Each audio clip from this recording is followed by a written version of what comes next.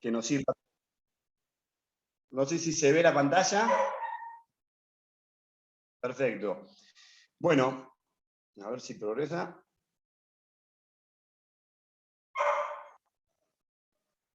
Va un poquito lento. Desde el punto de vista de la epidemiología, esto lo sabemos un poco todos, es una enfermedad que es endémica en la Argentina. Las zonas que están comprometidas un poco están relacionadas a la provincia de Buenos Aires. Ustedes también tienen una zona endémica. La incidencia anual en la Argentina es entre 30 y 60 o 70 casos cada 100.000 personas. Tiene en general una afección hepática que es entre el 60 y el 70%, y esa afección hepática de esos pacientes que tienen una infección hidática y que afecta el hígado, entre el 5 y el 25%, no se sabe bien estadísticas porque tampoco hay tantos trabajos que nos muestren esto, ni tanta estadística, se cree que es entre el 5 y el 25%. Entonces, cuando la apertura en la vía biliar aparece, ahí el rol y la evaluación de los pacientes empieza ese juego de trabajo en conjunto, en donde el endoscopista, el cirujano o el intervencionista puede actuar, y es ahí donde podemos manejarnos de diferentes formas. Comenzamos con un caso clínico, es una paciente de 64 años, nos llaman porque la paciente tenía un síndrome coleociano, a eso sumó fiebre, una colangitis, la paciente con antecedente de relevancia era hipertensa, no era tan importante, una paciente lógico, y en los exámenes complementarios, cuando nosotros la vemos y le pedimos, tenía ese laboratorio de colestasis que fue inicialmente por los habían llamado, y la clínica, y una lesión quística de 12 centímetros, conceptos con Garbi 3, y tenía llamativamente la vía biliar de 12 milímetros, o sea, ya con esta imagen en el hígado, una imagen que era central, con compromiso más de los lóbulos izquierdos, de los segmentos izquierdos, que en general se da más del lado derecho, pero esta paciente era central más para los segmentos izquierdos. Nosotros ya sospechamos que la paciente tenía una apertura del quiste hiatídico en la vía biliar. La tomografía es más de protocolo, no nos aportaba mucho más. Para nosotros la paciente ya tenía indicación de drenaje de la vía biliar, y bueno, ahí discutimos, en realidad charlamos con el médico de cabecera. En general yo trabajo en el Centro de Estudios Digestivos en Mar del Plata, por ahí alguno nos conoce, es un centro de derivación. Nosotros hacemos muchos procedimientos, hacemos entre 35 y 40 CPR por mes, y en general la mayoría de los pacientes, de los médicos que nos derivan, son cirujanos, así que después de la charla decidimos hacer una intervención de la vía biliar de esta paciente. Acá vemos la tomografía, como les dije, para nosotros era más de protocolo y ver que no tuviera otra complicación. Charlamos, esta charla está relacionada también con otras presentaciones, y por ahí poníamos las opciones, pero las opciones son válidas, que es lo que hablábamos al principio, qué tipo de drenaje podemos hacer. Y esto tiene mucho que ver a veces por qué puerta de entrada entra el paciente, ¿no? En qué hospital está, en qué ciudad está, si la recibió un clínico, si la recibió un endoscopista, la recibió un cirujano, si la recibió un cirujano que es especialista hepatobiliopancreático. Entonces, las puertas de entrada por ahí a veces sesgan los tratamientos de los pacientes. Y yo creo que este tipo de reuniones justamente lo que nos lleva es a buscar un camino en conjunto para poder decidir qué es lo mejor para cada paciente. Yo acá les voy a mostrar un par de videos que son todos cortos, y la idea es que ustedes puedan mirar qué es lo que nosotros podemos ver y resolver a veces desde un punto de vista endoscópico.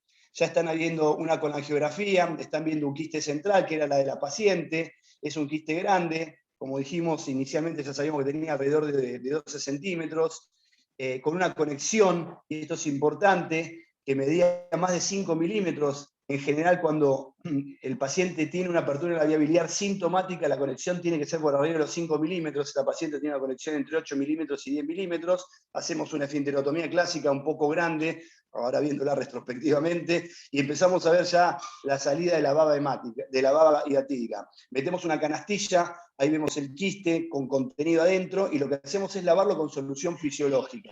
Llenamos solución fisiológica y tratamos de ingresar al quiste con la herramienta que nos sea más cómoda. En este caso, con una canastilla entrábamos bien, la dirección era fácil, pero si no tenemos que meter un hilo guía, meter un balón, meter un dilatador de Sogendra, y lo que hacemos es dilatar, lavar, aspirar, y una vez que nosotros sentimos que el quiste está limpio y que vemos esta imagen que ustedes están observando, que es el quiste lleno de aire, con escasos restos, creemos que el quiste va a estar curado o va a tener una buena evolución, y con eso decidimos terminar el procedimiento.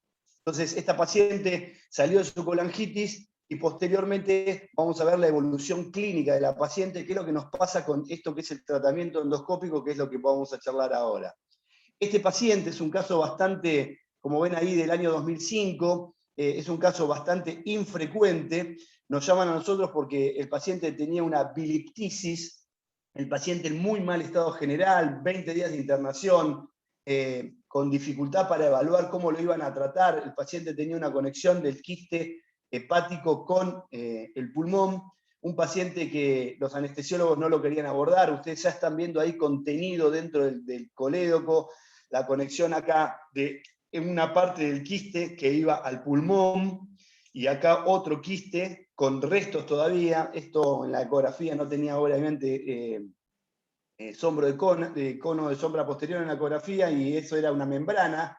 Hicimos la esfinterotomía y lo que hicimos es lo que tratamos de hacer siempre, lavar. Lo primero es drenar el conducto biliar principal, y lo que ustedes están viendo ahí es la salida de la periquística. Para nosotros fue una sorpresa tremenda. El paciente con una tos importante, casi despierto, porque el anestesiólogo, le vuelvo a decir, lo hizo más por compromiso y por intentar ayudar al paciente que por hacerlo, porque ya le habían negado una cirugía, estaba mal el paciente.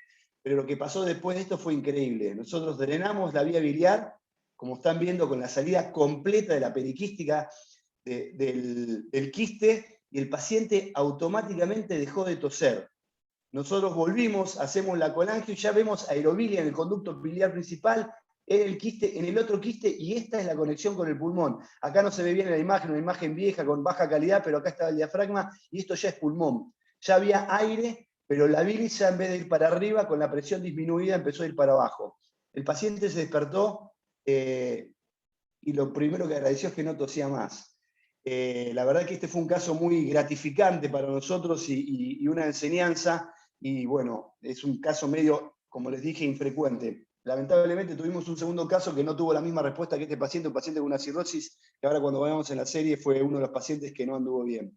Acá vamos a ver otro paciente, salteamos la esfinterotomía, es una esfinterotomía clásica, pero lo interesante de ver acá es el tamaño del quiste. Fíjense el tamaño que tiene este quiste, casi 16, 17 centímetros, con contenido. Nos metemos con más de una conexión de más de 1 centímetro, y eso a nosotros nos permite una entrada fácil y un lavado fácil del quiste. Y eso nos permite meter solución fisiológica, que nosotros creemos que con la infección que se produce con la entrada y la solución fisiológica, lo que se produce es la necrosis del quiste y por lo tanto la curación. Miren el tamaño que tiene, le metemos contraste, vemos que no quede contenido, seguimos lavando, vemos si tenemos alguna otra rama para entrar y tratamos de seguir limpiando hasta que nosotros nos quedemos conformes.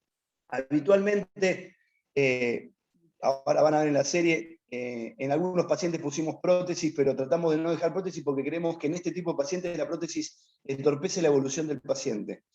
Conclusión, después de esto lavamos, y cuando empieza a venir un contenido limpio, dejamos el procedimiento. Y este último video de interesante lo que tiene que ver con básicamente la salida de las vesículas hijas, que es algo más de lo que nosotros vemos salir en la CPR, si es que arranca. No sé si se vieron bien, si alguno tiene alguna pregunta. Gastón, Gastón, te decía que se vieron muy bien, se vieron perfecto. Después de última te vamos a tirar algunas consultas. Bueno, sigo. Acá el video, espera que se tildó. Espere que lo voy a reiniciar un segundito. Mientras se reinicia, les vuelvo a decir lo que en general nosotros creemos que es importante. En general, la conexión con la vía biliar se produce por la necrosis, que produce la presión de la pared del quiste. O sea, cuando la presión supera los 20 milímetros de presión que tiene habitualmente la vía biliar, eso empieza a generar necrosis. A veces los conductos microscópicos quedan atrapados en la pared, y eso empieza a generar esas conexiones que pueden ser también asintomáticas. Y eso en general es lo más complicado, tomar una decisión cuando el paciente por ahí no tiene una clínica como estos pacientes, como les conté recién, que un paciente que tiene la vía dilatada, que tiene colestasis. Entonces los pacientes que son asintomáticos y que por ahí solamente tienen alteraciones del laboratorio, son más difíciles de tomar una decisión de si realmente hacer una intervención o no. Yo en general creo que la intervención endoscópica es un aporte grande, porque como vamos a ver más adelante, si es esto me permite cerrar el programa, creo que la intervención endoscópica nos ayuda en diferentes formas, en este caso en un paciente sintomático o varios pacientes sintomáticos, en un evento prequirúrgico o en un evento postquirúrgico. Nosotros, si logro reiniciar esto, mientras tanto les voy resumiendo un poquito. Nosotros en la serie que tenemos desde que yo empecé a hacer los procedimientos y empecé a llevar la estadística nosotros con mi viejo, mi viejo falleció el año pasado, fue el que nos enseñó a hacer vía biliar. Somos 3 haciendo vía biliar, el doctor López Fagalde y el doctor Ramaciotti. Les vuelvo a decir, tenemos un Excel con hoy al día más de 5.000 CPRs. Esa estadística nos permitió llevar esto, y después el seguimiento que les cuento, habitualmente yo lo hago por vía telefónica. Generalmente cada 1 o 2 años llamo a determinado grupo de pacientes, entre esos los de quiste hiatídico. Esto es lo que nos pasa después de que nosotros hacemos el drenaje. Como ven, se produce una hipotrofia del segmento afectado o de los segmentos afectados, pero el quiste desaparece. A veces lo que vemos es una calcificación cicatrizal y nada más. Sí, Gustavo. Perdón, no tenés compartida la pantalla, no sé si sabías. Ahí voy de vuelta. Dame un segundo.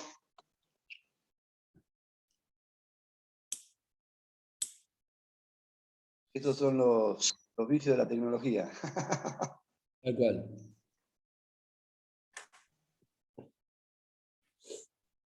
¿Se ve ahí? Ahí está, sí, perfecto. Esta es una tomografía a los 3 meses, hay otras tomografías a los 6 meses, pero yo lo que quería que vean de varios pacientes, esta es la paciente que les presenté, le vuelvo a decir, lo importante es que este paciente, posterior a lo que nosotros hicimos, no requirió una cirugía tradicional, ni laparoscópica ni abierta. El paciente la paciente en este caso, una buena evolución, y como ven tuvo una atrofia y posteriormente hace una hipertrofia, y lo que vemos es generalmente o nada o una pequeña calcificación, que es donde estaba el quiste original. Voy tratando de pasar las diapositivas que van lentas.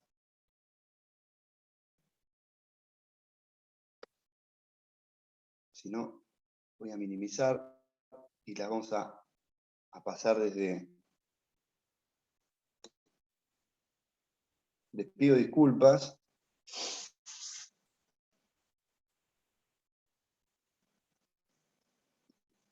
No hay problema, Gastón. Sabemos que a todos nos pasa lo mismo a veces. Por ahora no hay ninguno conectado. Ahí dejaste de compartir. Sí, voy a tratar de ver si lo minimizamos, si no está minimizado.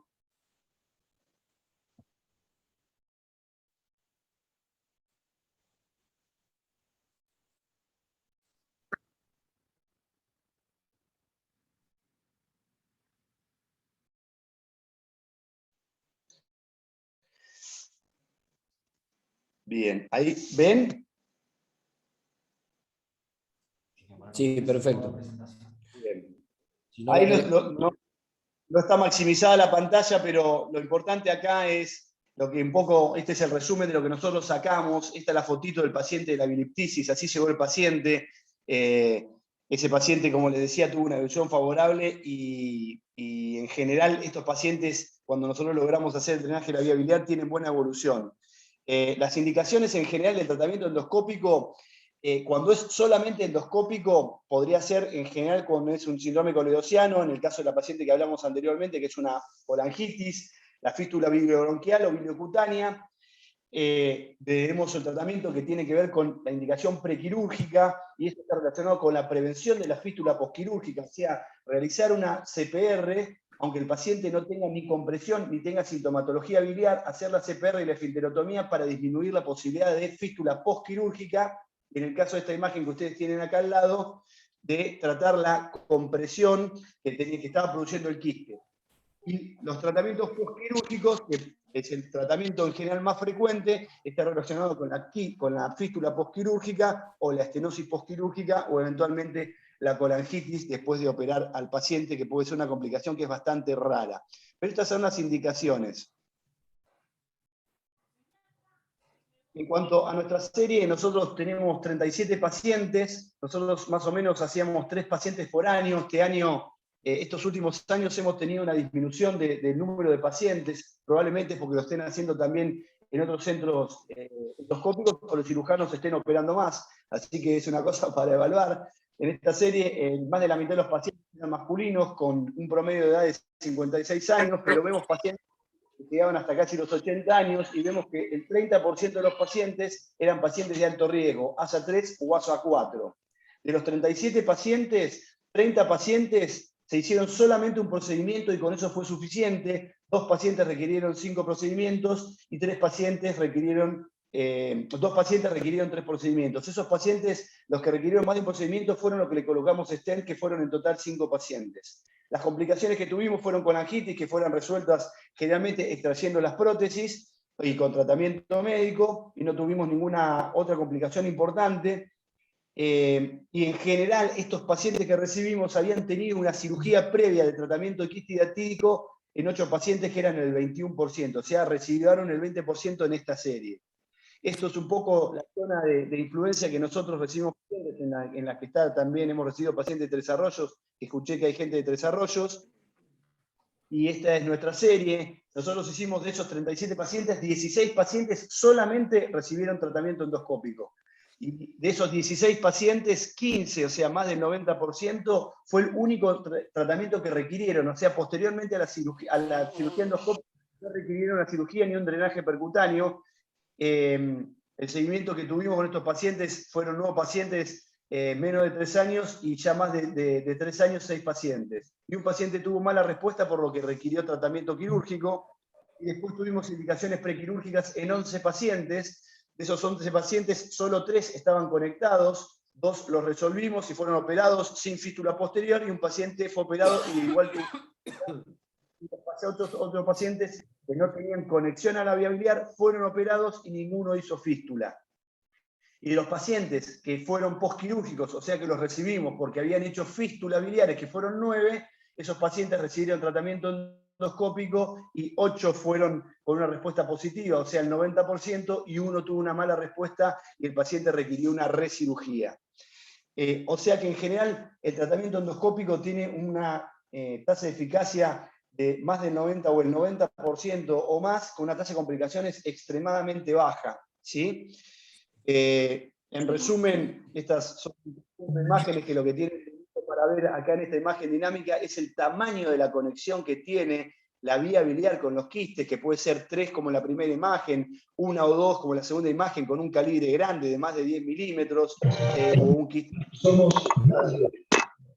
Así que, en resumen, el tratamiento endoscópico tiene indicaciones prequirúrgicas y posquirúrgicas, como le dije. Generalmente las más frecuentes son las posquirúrgicas por la tratamiento de los quistes. Las complicaciones, un impacto en los vías internacionales, y por lo tanto los costos, hablándolo de un grupo de pacientes que tienen tratamiento de apertura de la vía completo, podría ser el único tratamiento solamente endoscópico, pero creo que el resumen, lo dije al principio, creo que la puerta de entrada sesga el tratamiento de los pacientes, en general en la mayoría de las patologías, y en esta también. Yo creo que los pacientes que tienen quiste hidratídico son pacientes que son complejos, porque las complicaciones que hacen y las recibidas son frecuentes. Entonces creo que charlar los pacientes para el tratamiento multidisciplinario, realmente elegir qué es lo mejor para cada paciente, por la edad, por las complicaciones, por la ubicación del quiste, por el tamaño, si está abierto o no, creo que es lo mejor que uno puede hacer. Y creo que este tipo de reuniones es lo que nos lleva a elegir el mejor tratamiento para nuestros pacientes. Así que, les vuelvo a decir, les agradezco muchísimo la invitación, y espero que les haya gustado la presentación. Gracias, Gastón. Sí, excelente. La verdad que espectacular. Y yo sé que por ahí vos quizás no te puedas quedar hasta el final, así que vamos a aprovechar para hacer algunos comentarios, preguntas y demás. Mario, que ya levantaste la mano, adelante. Estoy inquieto, inquieto y azorado, azorado. Nosotros, bueno, soy de la vieja guardia, como podrán ver, o me conocen, venimos de durísimas batallas, nos pasó de todo, y hemos pasado de la cirugía convencional a la laparoscópica, la hemos combinado con los drenajes percutáneos, con los drenajes endoscópicos, pero esto que acabas de mostrar realmente me entusiasma y me colma de admiración, y te felicito, una presentación fantástica. Anduviste un poquito ligero, entonces creo que capaz que te la puedo complicar un poco, con la tecnología principalmente. Si podrías volver a ubicar, mientras yo hablo con los cirujanos, fíjate si podés ubicar el slide de las indicaciones. Vos pasaste medio rápido, indicaciones puras, quirúrgicas, prequirúrgicas y postquirúrgicas. Fíjate si ubicás ese diapositivo. Bueno, dale. Me interesa mucho. Gustavo, no veo a Guillermo. No, Guillermo no está, Mario. Ah, bien. No, entonces sos el referente puro y único, sos vos, entonces. Ahí decís, solo endoscópico, síndrome coligociano abierto y conectado, colangitis abierta y conectada, fístula biliobronquial y fístula biliocutánea. Estos dos últimos que ponés, que dice conectado, ¿a qué te referís? ¿Conectado con la vía biliar? Conectado a la vía biliar, por supuesto, sí, que es de donde nosotros podemos acceder. Y cuando hablas de biliobronquial y biliocutánea, ¿también es conectado? Claro, ahí, si ustedes por ahí en esta imagen se ven chiquito, pero la imagen que tienen acá a la derecha es el paciente que les comenté, que tiene estos 3 círculos amarillos. El círculo superior, más chiquito a la izquierda, es la conexión que tenía el quiste. Ahí está la colangiografía, donde nosotros le tiramos contraste y en realidad hacemos una broncografía también, porque le entra contraste desde el quiste, la vía biliar, el trayecto fistuloso hasta el pulmón. Lo que está ahí arriba es el pulmón. Lo que está en el círculo más grande es uno de los quistes y esto es la vía biliar. Este paciente no requirió otro tratamiento que este tratamiento endoscópico. No se operó nunca el paciente. La condición sine qua non, o sea, es que tiene que estar conectado con la vía biliar, o sea, vos, eso me quedó la duda. No, sin duda que es así. Nosotros no podemos tener acceso. ¿Ustedes no hacen algún artificio para llegar al quiste que no esté conectado? No. No, nosotros no abrimos los quistes, no hacemos una punción del quiste. Hay algún endoscopista que ha intentado hacer eso y ha tenido éxito, pero no hay muchas series con eso. O sea, uno tiene que tener una guía. Yo creo que hoy con la guía econdoscópica hay otra ventana abierta en donde uno puede intentar hacer otras cosas. Tenemos otro tipo de por ahí de ventanas con las nuevas tecnologías a través de la tomografía, en donde uno puede navegar a través del tomógrafo, que nosotros no tenemos experiencia con eso, y poder encontrar realmente una vía, porque en realidad cuando uno se posiciona ahí abajo podría hacer una punción con un papilótomo de punta y abrirlo, pero la verdad es que nosotros a ciegas no podemos hacer eso. Si tuviéramos una tecnología que nos permite ubicar, también podría ser, pero creo que estamos hoy hablando en algo que nadie tiene experiencia. Entonces, la indicación sine qua non es poner en el slide, los quistes tienen que estar conectados con la vía biliar. Sin dudas, sí. Bien, te felicito, realmente me gustó muchísimo todo esto y tenés una experiencia amplia, así que ahora voy a hablar a Gustavo, bueno, y otros cirujanos que estén presentes también, principalmente en hospitales públicos. El drama nuestro de los pacientes pobres siempre fue la cavidad residual, ¿no? Vos decís que no la tratan y que simplemente hay algunas calcificaciones. ¿Qué reflexión te merece, Gustavo Stork, esta presentación? Mirá, vos sabés que cuando estuve con Gastón hace muchos años la primera vez, obviamente lo había leído en algunos reportes en el mundo, pero nunca había estado con alguien que nos muestre y nos cuente en vivo, digamos, ¿no es cierto? La reflexión que a mí me merece es que es fantástico tener la posibilidad que tenemos hoy de trabajar a través de la endoscopía, porque Gastón te lo cuenta, habrá algún paciente que va a recaer igual, obviamente, no hay ningún problema, como nos recae a nosotros, pero si la comunicación es franca o verdadera, como está publicada en la bibliografía, y si es de 1 centímetro o más, la chance de poder curarse con haberle hecho el tratamiento del endoquiste es altísima. Es tan alta como hacerle una cirugía. Entonces imagínense comparar eso con una cirugía ya sea radical o conservadora, ¿no es cierto? Así sea laparoscópica. Yo lo que te quería preguntar, Gastón, porque vos fíjate que en las indicaciones lo planteas perfecto, para los complicados y para los que están comunicados. Obviamente eso es un complicado. La pregunta que te hago es, si está comunicado, pero no está con una colangitis ni con un coledociano, suponte que hizo un coledociano y se autolimitó, como nos ha pasado a todos los cirujanos, y vos tenés la posibilidad de charlarlo con el cirujano, porque es como vos dijiste, depende de la puerta por la que entre. Vos le indicarías de un tratamiento endoscópico, sí o sí. Yo te digo la experiencia que nosotros tenemos, Gustavo, porque cuando uno busca esto, la realidad es que hay muy poca bibliografía. La última vez que estuvimos en Tandil, la gente de Olavarría tiene una experiencia grande en el tratamiento con CPR prequirúrgica sin conexión.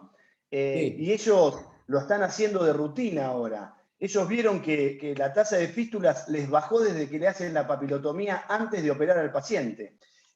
Con lo cual, yo creo que es mejor hacerle una esfinterotomía, ¿sí?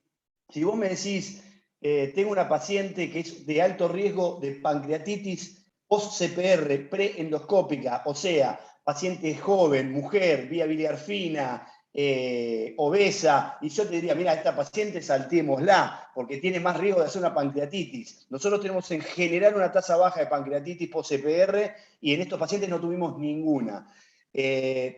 Si pongo a evaluar el riesgo de pancreatitis post-CPR en ese subgrupo, que es una paciente de alto riesgo, te diría que no, pero en el resto de los pacientes, yo creo que la experiencia que nosotros tenemos es muy positiva, estando conectado y no estando conectado, porque el que tiene el problema después es el cirujano. O sea, nosotros no tenemos un problema. El paciente lo operan y la fístula, depende del lugar donde lo operes, vos sabés que va desde el 3 al 4% hasta el 30%. O sea, no es lo mismo que lo opere cualquiera, no es lo mismo que se opere en cualquier quirófano. La experiencia del operador en quiste hiatídico es importante. Entonces, si yo tengo una pequeña chance de que me disminuya la fístula, y yo prefiero hacerlo. Y para nosotros, desde el punto de vista técnico, la tasa de éxito de un endoscopista que hace CPR con experiencia es del 90 al 95%. O sea que las chances de que abra la vía biliar son altas. Y eventualmente, si no la abrimos, le hacemos un precorte, y el precorte genera una fístula a las 48-72 horas que igual baja la presión de la vía biliar, con lo cual yo creo que sí es una indicación. Pero te voy a volver a decir, estamos hablando de algo que no tiene un asidero científico en trabajos, porque no hay trabajos, porque no hay número de casos ni siquiera en la India que tienen volúmenes gigantescos. Es verdad. Creo Sí, que es el verdad. trabajo de los chicos de Olavarría es importantísimo. Sí, sí, estuvimos juntos cuando charlamos con ellos, pero por ahí la indicación en ese caso es distinta y es para discutirlo en otro terreno. Acá lo interesante de los que vos mostrás es que uno puede, además de tratar la complicación, puede tratar la enfermedad por vía endoscópica. Y como vos lo dijiste, si vos lo querés soportar con evidencia, no la tenés. Lo que tenés son series, reportes, y acá la experiencia de los que tratamos hidratidosis importa en el sentido de poder tomar la decisión de decir, bueno, este paciente que está comunicado, en vez de hacerle una resección hepática o una cirugía grande, le hago esta técnica. Y la verdad, Mario, a tu pregunta, hay que ver caso a caso, pero yo estoy 100% de acuerdo cuando el caso lo amerita. Ejemplos los que mostró él, centrales, complejos, con comunicaciones amplias, que las cirugías serían tremendamente complejas en cualquier mano, y que de ellos muchos se van a curar solo evacuándolo, tratándole el endoquístico. Entonces, en esos casos no tengo ninguna duda. La pregunta... Perdón. Le quería contar algo con respecto a por qué se curan. La verdad es que lo que nosotros suponemos es que la infección del quiste es lo que los cura. O sea, nosotros lo lavamos con solución salina, nosotros sabemos que con eso hacemos tratamiento, pero entre la solución salina y después el reflujo bilioduodenal, eso produce una alteración de las bacterias y la microbiota dentro, y yo creo que eso es lo que lo que nosotros hemos charlado que podría ser lo que lleva a que el quiste se muera, o se atrofie o termine desapareciendo, que es lo que nos pasó en general cuando pudimos lograr, y vuelvo a reiterar esto, un drenaje que a nosotros nos deje la satisfacción de que creemos que está completamente limpio. Y eso es lo que acaba de decir Gustavo, tiene que ver con el calibre de la conexión. Sí, vimos extasiados el parto de las membranas, Gustavo, y realmente eso achica la cavidad y todo, pero siempre salen todas las membranas. No. Vamos de nuevo, voy de nuevo. El tema el drama nuestro o el drama de los pacientes era la cavidad residual. Acá no queda cavidad residual, se colapsa, no quedan membranas residuales, algo así. Mario, Sí. mirá, la recidiva de la enfermedad es por el endoquístico y por el exofítico, pero fundamentalmente es por el endoquístico, o porque el cirujano no fue suficiente, o porque la lesión no te lo permitió. Entonces, si tiene una amplia comunicación, como dijo Gastón, de 1 centímetro, y todo el endoquístico, la arenilla, el escólex, las membranas, se evacúan completamente, o el endoscopista las logra evacuar completamente, o sea, como un absceso, se drenó completamente, la cavidad residual, que vos decís que es el problema que tenemos los cirujanos, es porque tiene bilirragia, tiene comunicación. Acá no, porque se drena automáticamente a la vía biliar. Entonces, si la pared es joven, no está calcificada y demás, tiene una alta chance de pegarse. La chance de recidiva que le quedaría es por el exofítico, pero vos sabés que esa es la menor posibilidad. Entonces, por eso, y además Gastón suma esto de que quizás la infección sobreagregada también puede hacer. Bueno, eso es una hipótesis, pero lo otro es real, digamos. Después queda también la compresión del parénquima hepático, o sea, el parénquima hepático está comprimido por el quiste y la presión intraquística, entonces cuando uno lo drena, uno lo ve mismo, no ve que desaparece la cavidad, pero ve cómo se va desinflando el quiste, no por el contenido líquido, sino como la cavidad quística, el tamaño empieza a achicarse. Nosotros hemos hecho ecografías posteriores de curiosidad para ver la evolución y uno ve cómo se achica. Y además, si el paciente tiene una mala evolución, nos quedan muchas más herramientas. Y hoy ustedes tienen herramientas que antes no tenían, o sea, acceso mucho menos invasivo, mucha más experiencia con el drenaje percutáneo. O sea, tenemos como si lo pensáramos una escala de tratamiento invasivo. O sea, que yo creo que vuelvo a decir, creo que estos pacientes son para charlar. No es que el tratamiento endoscópico es definitivo y se curó, pero la experiencia nuestra es una experiencia bastante positiva. Creo que en realidad los más contentos son los cirujanos, porque son los que menos complicaciones tienen cuando los ven a los pacientes. Perfecto, Gastón. ¿Alguno de los demás participantes tiene algún comentario, alguna consulta? Mientras, levante la mano quien tenga ganas. Voy saludando a Jorge Aguali, también un amigo que ha estado por Bahía Blanca, médico radiólogo, y ahora en un momento lo vamos a presentar ya para la próxima charla, vamos a invertir un poco el orden. ¿Hay alguna pregunta más? ¿Algún comentario más? Gervasio, ¿estás con el micrófono? Ya está. Ahí va. Sí, Gustavo, una consulta. ¿Usan albendazol ellos? ¿Gastón? Sí. En general les dejamos a los pacientes el tratamiento. Tampoco hay nada que sostenga que el tratamiento es un apoyo más y tiene que ver con esto que preguntaba el doctor antes, si realmente se va a reinfectar o no, pero... ¿Pero lo usás antes y después o lo usás después? En general estos pacientes son pacientes que están más en una situación de resolver las cosas rápido, o sea que no tenemos mucho tiempo usarlo antes. En general lo usamos después, porque el paciente ya cuando tiene el diagnóstico es porque tuvo una complicación o porque ya el paciente viene, lo está evaluando el cirujano que lo va a operar, que generalmente le pone tratamiento antes de programar la cirugía, que cuando ustedes ven a un paciente, como nos pasa a todos, lleva tiempo entre la programación, los pedidos y demás. Un paciente está con un quiste hiatídico, si no está complicado, más de un mes para operarse. Pero cuando nosotros recibimos una situación de esclerosiano o colangitis, son pacientes que el tratamiento debutaron con eso en general. Bien. Entonces el tratamiento es posterior. Bien. Gracias, Gastón, gracias, Gervasio. Jorge, ahora sí, buenas noches, gracias por estar. Hola, buenas noches a todos. Muchas gracias a la Sociedad de Cirugía de Bahía Blanca. Muchas gracias, Gustavo. Bueno, yo soy un outsider acá, ¿no?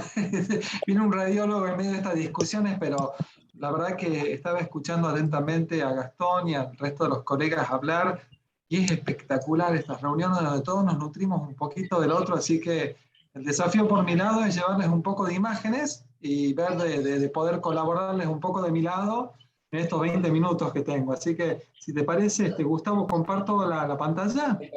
Anda compartiendo y Jorge ha venido ya a Bahía Blanca y nos ha mostrado imágenes para que podamos entender nosotros, o los residentes o los estudiantes, por eso lo invitamos a que nos comparta imágenes desde la experiencia que tiene mucho de la dosis, y no tengas ninguna duda, Gastón, digo, Jorge, que si no lo charlamos entre todos y decidimos, como dijo Gastón, por una sola puerta, no le vamos a ofrecer la mejor estrategia. Así que las imágenes son fundamentales. Dale nomás, gracias. Bueno. Hola, ¿me escuchan bien, Gustavo? Hola, hola. Jorge, perfecto, perfecto la Listo, pantalla. listo. Perfecto, bueno, entonces lo que vamos a tratar ahora es la evaluación imagenológica de la hidatidosis hepática. Primero que nada vamos a hacer una pequeña reseña, así podemos acordarnos en dónde estamos ubicados. Ustedes saben muy bien que esto es una zoonosis causada por las tenias del género Echinococcus, que tiene una distribución geográfica muy amplia, endémica en algunos países, y que está presente en todos los continentes del mundo. Solamente hay un par de países que no lo tienen, y esto es más frecuente en Eurasia, África y Sudamérica. La hidatidosis puede afectar a cualquier órgano del cuerpo. Nosotros en imágenes hemos visto prácticamente en todos los órganos del cuerpo comprometidos por hidatidosis, pero por lejos el sitio más común es la afección hepática, y es lo que nos convoca hoy en el 75% de los casos seguidos luego del pulmón.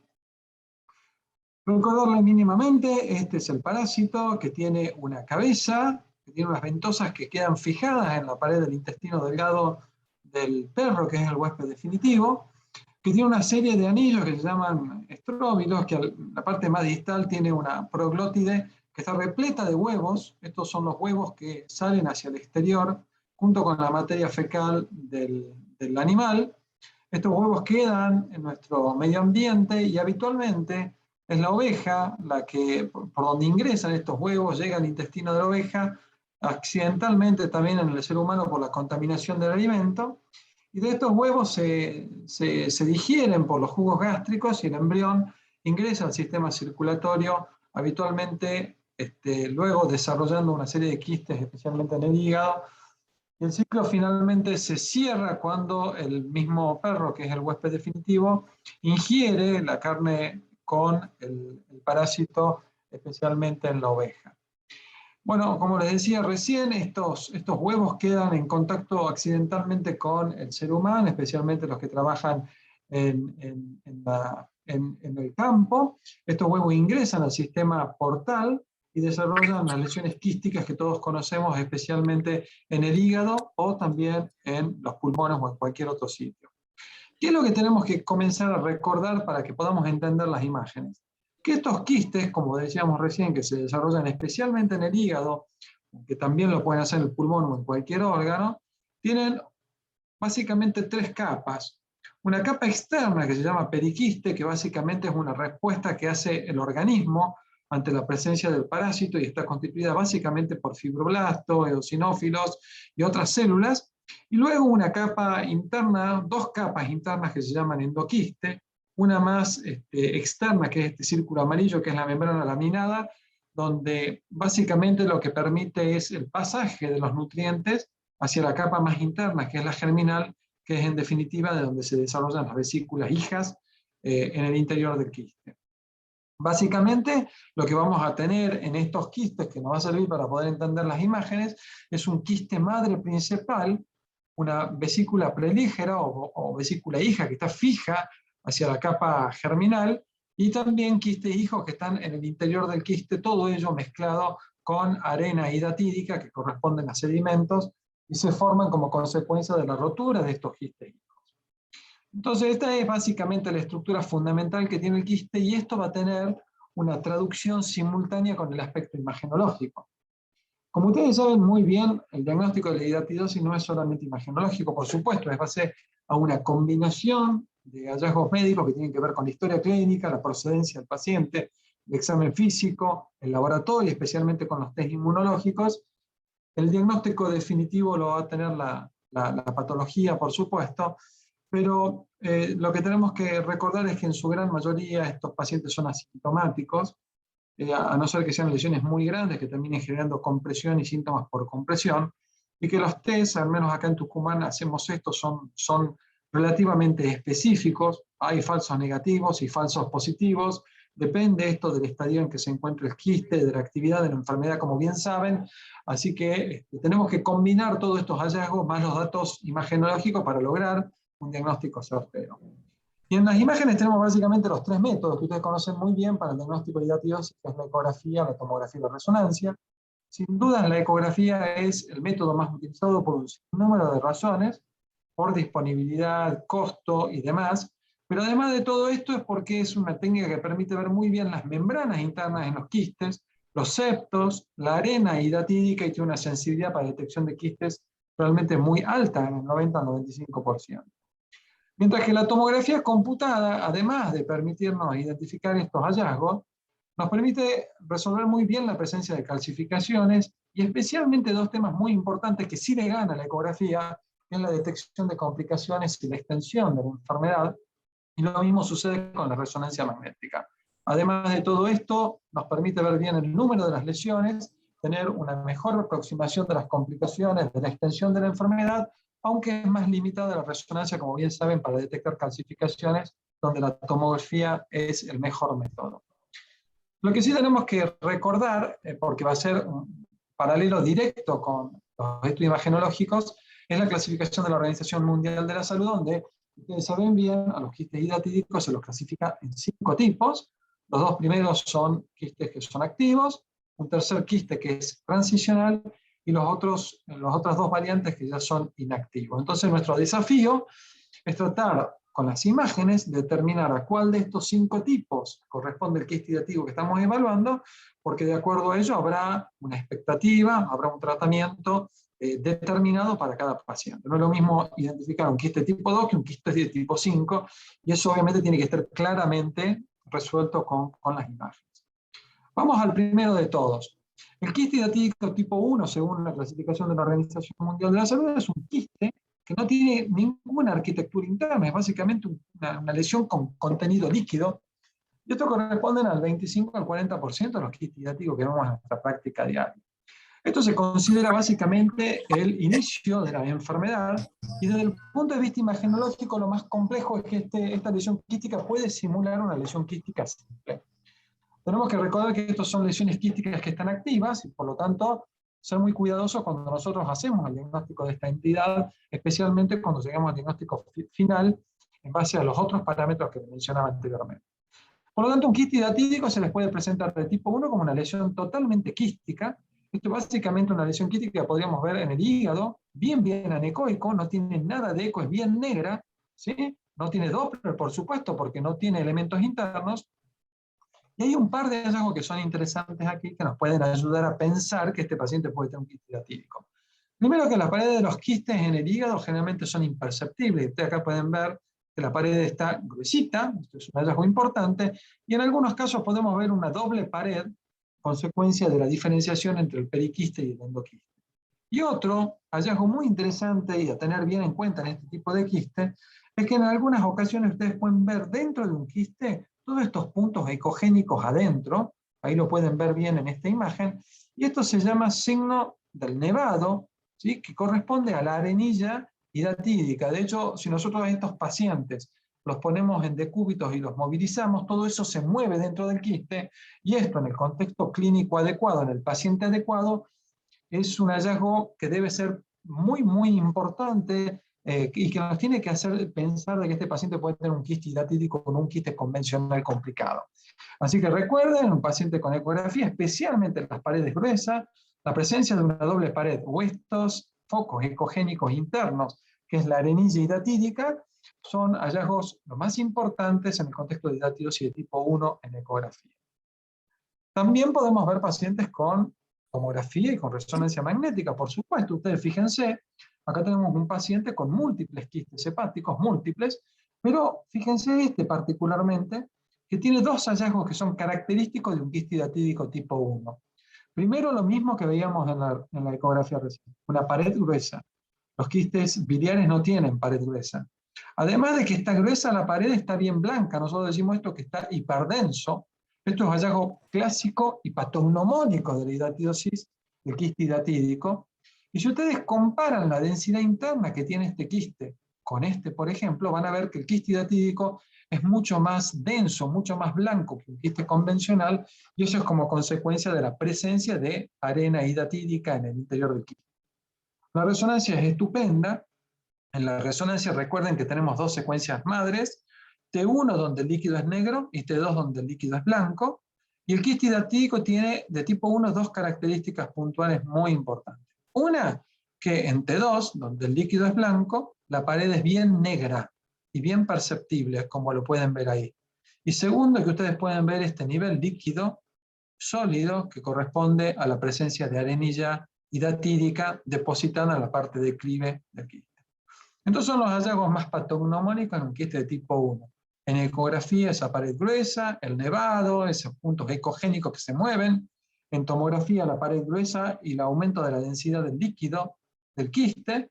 Y en resonancia especialmente la pared gruesa hipointensa en T2 con el sedimento haciendo nivel con el líquido del quiste. Los quistes de tipo 2, según la clasificación de la Organización Mundial de la Salud, son lesiones que ya tienen varios quistes hijos en su constitución. Es una lesión multivesicular, multiseptada, que tiene matriz hidatídica en el interior y es una lesión activa, por lo tanto es muy importante diagnosticarla. Ecográficamente es clásica, es una lesión quística bien redondeada con múltiples imágenes quísticas adentro. Fíjense cómo acá y aquí esta imagen con Doppler.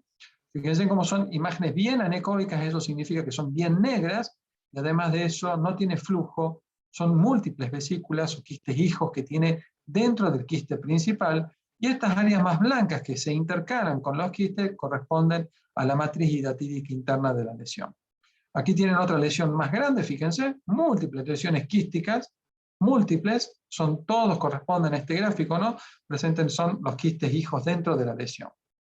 En tomografía también lo podemos ver, cuesta un poco más que con ecografía, debido a que la densidad del líquido es muy similar al del quiste madre, pero ustedes fíjense en esta tomografía cómo pueden ver múltiples quistes periféricos separados por pequeños tabiques, o incluso son las paredes de los mismos quistes en contactos.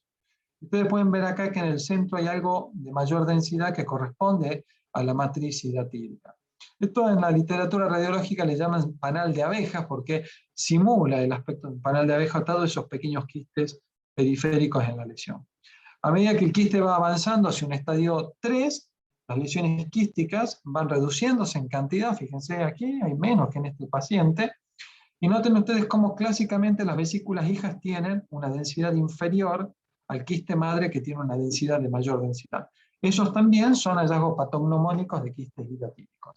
Entonces recordemos, a diferencia del quiste anterior, el de tipo 1, acá no estamos hablando de una lesión quística que tiene un contenido totalmente homogéneo y solamente arena hidatídica.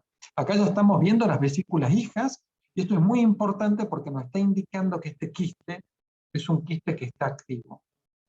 El tercer tipo de quiste quizás que sea uno de los más sencillos de diagnosticar, porque en estos casos, en los de tipo 3, el endoquiste comienza a desprenderse y cae dentro del quiste madre, y solamente persiste el periquiste sin desprenderse, estando en su situación habitual. Esto habitualmente sucede como consecuencia de la degeneración del quiste, de la reducción de la presión endoquística, muchas veces también como consecuencia de la terapia. Tenemos que recordar que el estado aquí ya no es de actividad, pero tampoco es silente, sino que es transicional. Y lo que nosotros vemos en las imágenes, fíjense acá en ecografía, cómo podemos ver toda la membrana interna, o sea, el endoquiste, que cae completamente en el interior del quiste madre, determinando estas membranas internas que caen dentro de la lesión quística, y esto nosotros lo conocemos como el signo de la serpiente. porque estas imágenes blancas que se corresponden al endoquiste caen y determinan este aspecto como de serpiente dentro de la lesión quística. Acá pueden ver otro, ¿ah? Miren todas esas láminas internas cayendo internamente dentro de la lesión quística principal del quiste hidatídico. Fíjense que todas las imágenes tienen Doppler, porque el Doppler nos permite demostrar que, por ejemplo, esto que corresponde a arena hidatídica no es un proceso sólido para diferenciar de otras lesiones quísticas del hígado, como un cistoadenoma mucinoso de hígado, que podría dar un diagnóstico diferencial en estos casos. La tomografía es muy buena porque esa membrana interna, ese endoquiste, tiene mayor densidad que el líquido, y por eso la podemos ver muy bien como una imagen muy blanca. Ustedes acuérdense que la pared del quiste hidatídico en tomografía suele ser bien blanca, entonces si esa pared cae adentro del quiste, la vamos a poder ver muy bien también con tomografía computada, y ni hablar con resonancia magnética. Fíjense ustedes, recuerden que en T2 el líquido es blanco, por lo tanto el contraste con las membranas desprendidas es realmente elocuente, y cómo podemos determinar sin ningún tipo de problemas que esto corresponde efectivamente a un quiste hidatídico de tipo 3 y ser extremadamente específicos en el diagnóstico. En estos casos nosotros no podemos andar con vuelta, esto tenemos que sugerir firmemente el diagnóstico de quiste hidatídico tipo 3, porque la verdad que la imagen es básicamente patognomónica de esto.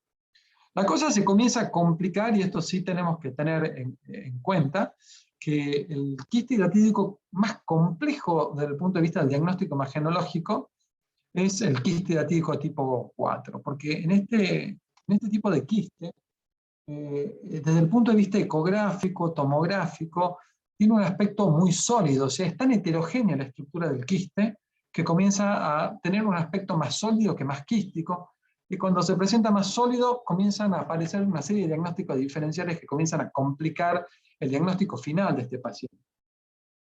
Lo que tenemos que recordar también que estos tipos de lesiones quísticas de tipo 4 ya son inactivas, así que acá el principal desafío es diferenciar esto de una lesión sólida.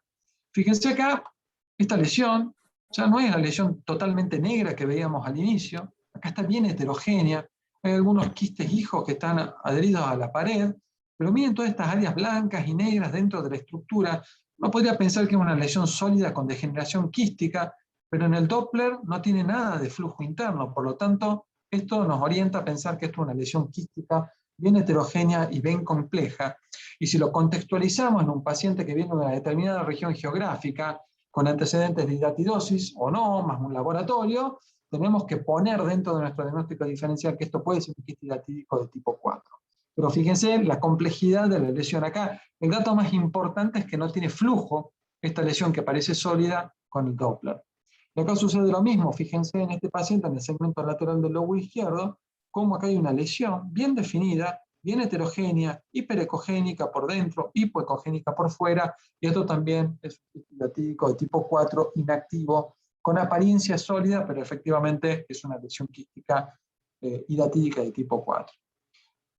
Miren una imagen muy parecida a la que vemos acá, en esta imagen de arriba. Fíjense, una lesión totalmente heterogénea. Uno podría hacer esto, cualquier tumor hepático que se les pueda ocurrir. Le ponemos el Doppler, no hay vascularización, y acá tienen la tomografía computada, una lesión bien heterogénea con calcificación central y periférica, un quiste hidatídico en degeneración, un quiste hidatídico de tipo 4.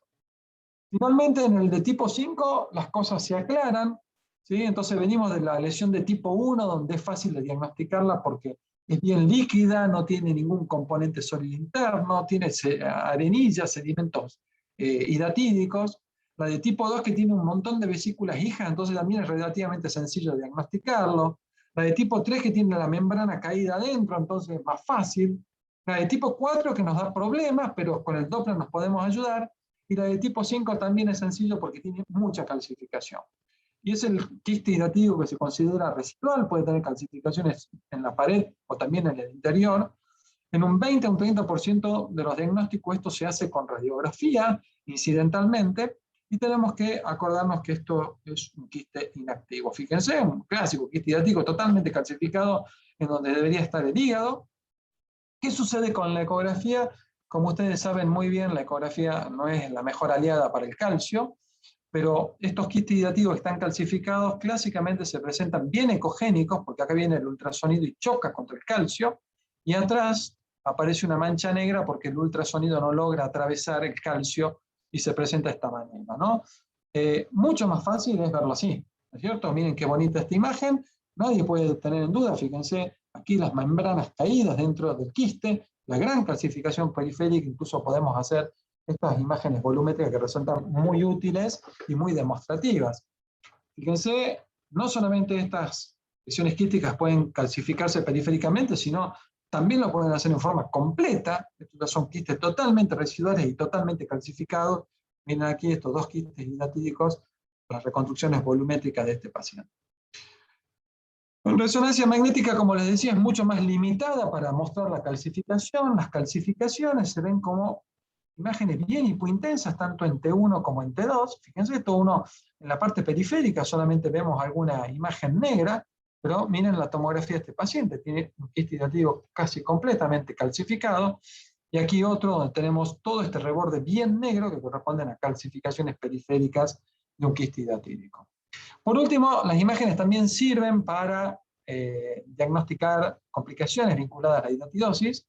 Hay múltiples, una de ellas es que un quiste hidratídico hepático rompa y haga una siembra peritoneal, como en este paciente, fíjense, 1, 2, 3, 4, 5, 6 quistes peritoneales, con un paciente con una hidratidosis hepática múltiple. Otra complicación que puede aparecer son las infecciones. Fíjate, un paciente con una hidratidosis infectada, y fíjense ustedes que acá el borde del quiste se torna menos definido, bien heterogéneo, y esto es un claro indicio de infección, y más si lo agregamos a los datos clínicos del paciente, o una migración transdiafragmática desde la cara posterior del hígado hacia el mediastino, como este gigantesco quiste hidratídico. Bueno, esto es para discutirlo, esto es un caso que yo se los quería presentar porque realmente llama muchísimo la atención. Me gustaría un poco escuchar la opinión de ustedes. Si alguno de ustedes alguna vez vio un quiste hidratídico que contenga grasa dentro, fíjense en la tomografía, ahí hay grasa, fíjense que tiene la misma densidad que el celular subcutáneo. Yo aproveché este caso para documentarlo bien, le hice una resonancia magnética. Fíjense, la grasa igual de grasa que la peritoneal, grasa entre 1, su presión grasa se me pone negro. ¿Alguno de ustedes vio alguna vez un quiste hidratídico con grasa? Te contesto yo, no sé los demás del auditorio, la verdad que o no lo vi o no lo supe interpretar, Jorge. Bien, mirá Gustavo, esto es rarísimo desde el punto de vista por imágenes, pero sé que los cirujanos sí tienen experiencia cuando operan estos quistes, porque esto es un tipo de rotura comunicante que se da muy frecuentemente, en donde el periquiste queda conservado, se rompe el endoquiste, pero cuando se genera el periquiste toma radiculares biliares que quedan dentro del periquiste, y luego hay una comunicación entre esos radicales biliares con el quiste hidratídico y dan esta presencia de grasa. Nosotros vimos algunos cuantos pocos en el hospital y en la práctica privada. Esto es rarísimo, es una rareza desde el punto de vista imagenológico, pero si prestan atención y tengan pacientes con quiste hidratídico, si ven grasa, se van a acordar de esto y van a ver que lo van a ver, y es una rotura comunicante con la vía biliar, porque los radicales biliares quedan embebidos dentro de ese periquiste. Bueno, esto usamos con toda esta información para mínimamente guiarnos por la Organización Mundial de la Salud, para las alternativas, ya sea un PER, un médico, un tratamiento quirúrgico, para no extenderme en esto que ustedes lo manejan mucho mejor. Y como resumen, decirles que esto está ampliamente distribuido en todo el mundo, que es endémico en ciertos países y regiones. Nosotros tenemos distintas modalidades imagenológicas, especialmente la ecografía, la principal sin dudas, más la tomo y la resonancia, que nos van a ayudar a diagnosticar correctamente esta entidad y a determinar el estadio y la potencialidad infecciosa del mismo, que no es menor. Y por último, si nosotros caracterizamos correctamente esto y determinamos qué tipo de quiste, según la clasificación de la Organización Mundial de la Salud, vamos a poder implementar medidas terapéuticas adecuadas en cada uno de los pacientes. Muchísimas gracias por la invitación, muchísimas gracias por la atención.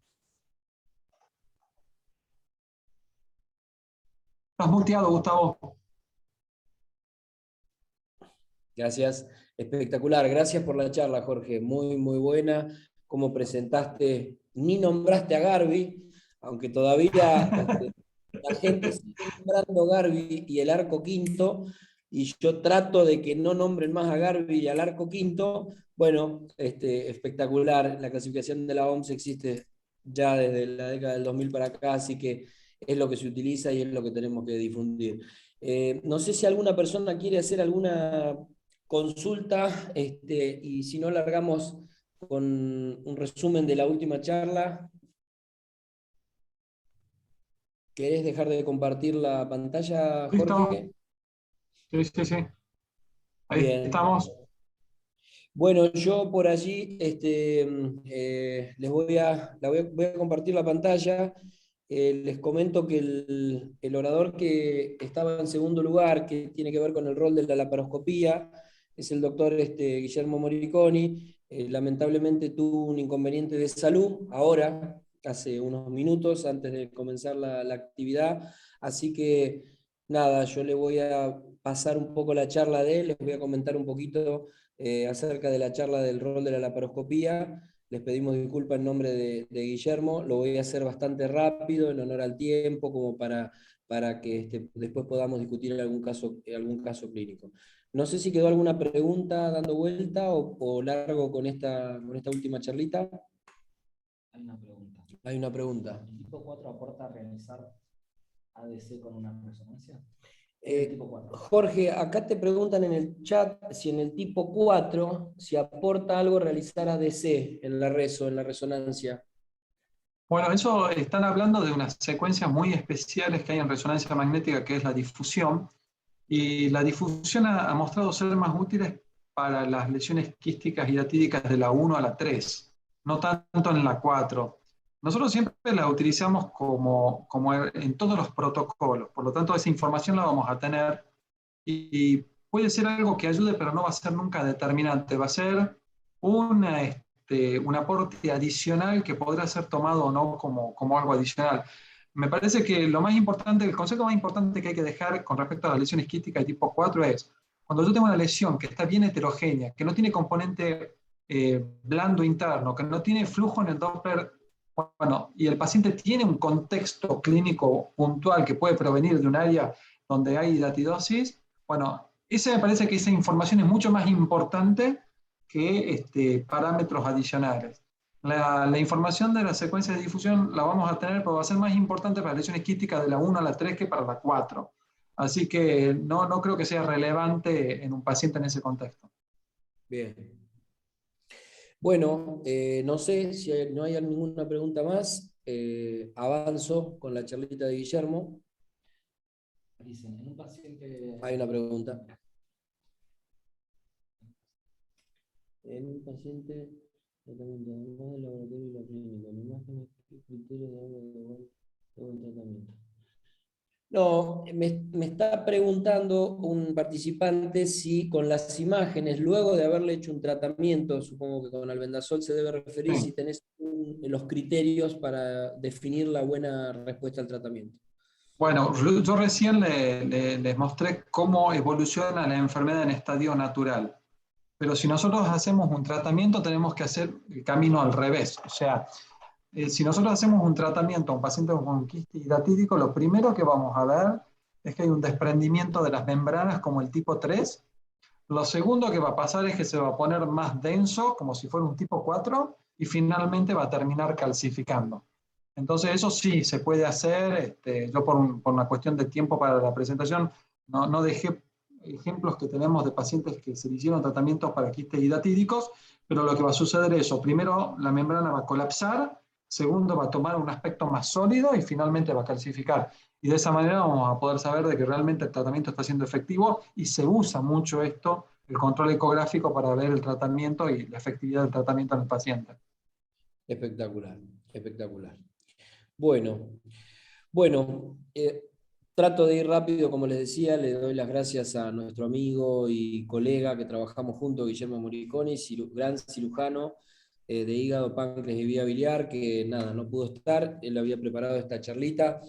Yo se las voy a ir de alguna manera resumiendo con las cosas más importantes y sin redundar. El equinococo granuloso ya lo saben, el ciclo del parásito, somos huésped accidental nosotros, y recién desde las imágenes nos lo planteó perfectamente Jorge, y después seguramente si hay algún caso, Jorge nos va a describir alguna imagen. Les digo cosas importantes porque para nosotros son relevantes al momento de tomar decisiones. Esto que estoy mostrando acá, que tiene que ver con el tamaño, para nosotros son importantes al momento de tomar decisiones, si se opera, si no se opera, por qué vía se aborda. Entonces acordémonos, menos de 5, más de 8 a 10, según la guía que utilicemos. La guía de Neuquén creo que sigue diciendo, hoy el Ministerio de Salud probablemente también, pero de 10 es lo seguro en todo el mundo, y entre 5 y 10, el intermedio, son las medidas que tomamos como tamaño. Por supuesto nos importa si el paciente es asintomático, si el paciente tiene o no complicaciones. Muy relevante la clasificación por las imágenes, y a veces cuando da positivo, alguno de los test que utilizamos en serología, y que siempre son sensibles, cuando da positiva nos confirma mucho la enfermedad, y cuando da negativo por supuesto que no la descarta. Esto se lo pongo para resumir en líneas generales cómo pensamos el tratamiento, que tiene que ver o por la línea del percutáneo, que no es lo más utilizado en este lado del mundo, como quien dice, en Occidente, no así en otros lugares, en Oriente. En nuestro lugar del mundo fundamentalmente el tratamiento es quirúrgico, aunque el percutáneo y el endoscópico, que no está puesto, de a poquito va ganando, y yo creo particularmente que va a ganar cada vez más terreno si se seleccionan bien los pacientes. Pero metiéndonos en los quirúrgicos, ustedes ya saben, laparoscópico convencional en cuanto a la vía de abordaje, y cuando ya estamos en la estrategia de tratamiento, radical o conservador. Entonces, acá nos metemos a charlar 2 palabras o un rato sobre por qué laparoscopía, o si laparoscopía sí, laparoscopía no. No nos olvidemos que venimos de una época donde primero no existía la laparoscopía, y luego desde que existía estaba proscripta para lo que era una enfermedad como la hidatidosis, que tenía esta cuestión de la diseminación y demás. Ya desde el año 92 hay reportes de este grupo japonés de tratamiento laparoscópico y radical. Por supuesto que son reportes anecdóticos, y luego lo que ha ido ocurriendo con el paso del tiempo es que ha ido la aplicabilidad de la laparoscopía, como lo muestran los diferentes trabajos, ha ido aumentando drásticamente, y fundamentalmente en lesiones, bueno, tanto benignas como malignas, pero al principio lo hizo principalmente con lesiones benignas, y dentro de ello, un cuarto eran lesiones quísticas. Por supuesto que más quiste simple que quiste hidatídico, pero de alguna manera fue la forma de arrancar.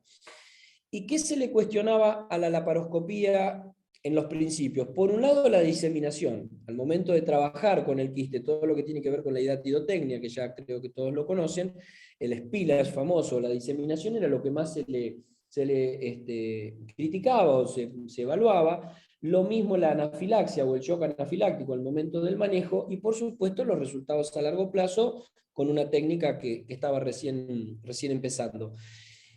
Y fíjense que desde que empezó en el año 92 y hasta la actualidad, todas las técnicas que hacíamos en su momento por vía abierta han podido ser reproducidas por vía laparoscópica. Por lo tanto, la laparoscopía fue ganando de a poquito cada vez más lugar en el tratamiento de la hidatidosis. Y bueno, fíjense esta serie que ya tiene sus años, del 2014, que reclutó 914 pacientes. Fíjense cómo la curva en tratamiento laparoscópico de la hidatidosis claramente fue en ascenso. Y cuando vemos qué tipos de quistes fueron los que principalmente fueron tratados en promedio, fueron principalmente los C1, y en cuanto a tamaño, los intermedios, entre 5 y 10 centímetros. Claramente porque los menos de 5 muchas veces no reciben tratamiento, y porque los más de 10 a veces en la laparoscopía se complejizan.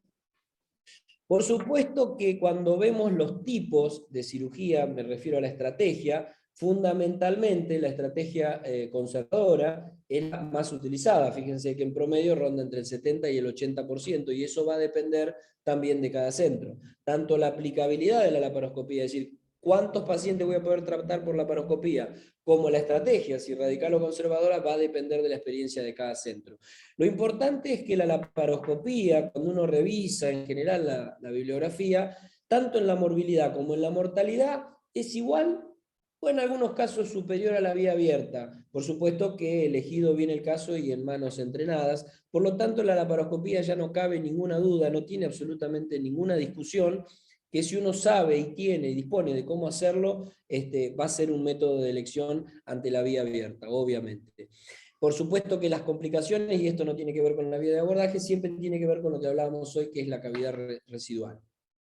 La aplicabilidad, la factibilidad, a qué porcentaje de los pacientes que yo opero le voy a poder indicar la laparoscopía va a ir variando. ¿Y de qué? Y bueno, por supuesto, del grupo tratante, del tipo de quiste que tengo, de la frecuencia, del medio donde opero, etcétera, etcétera. Fíjese que hay de todo, 10%, 15%, 20%, 64% en este grupo de MISRA. Bueno, eso es muy relativo en función a un montón de cuestiones, digamos.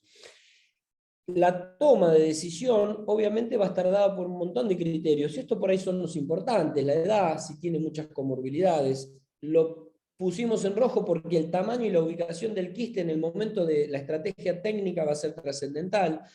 La relación con las estructuras vasculares mayores, otro dato fundamental.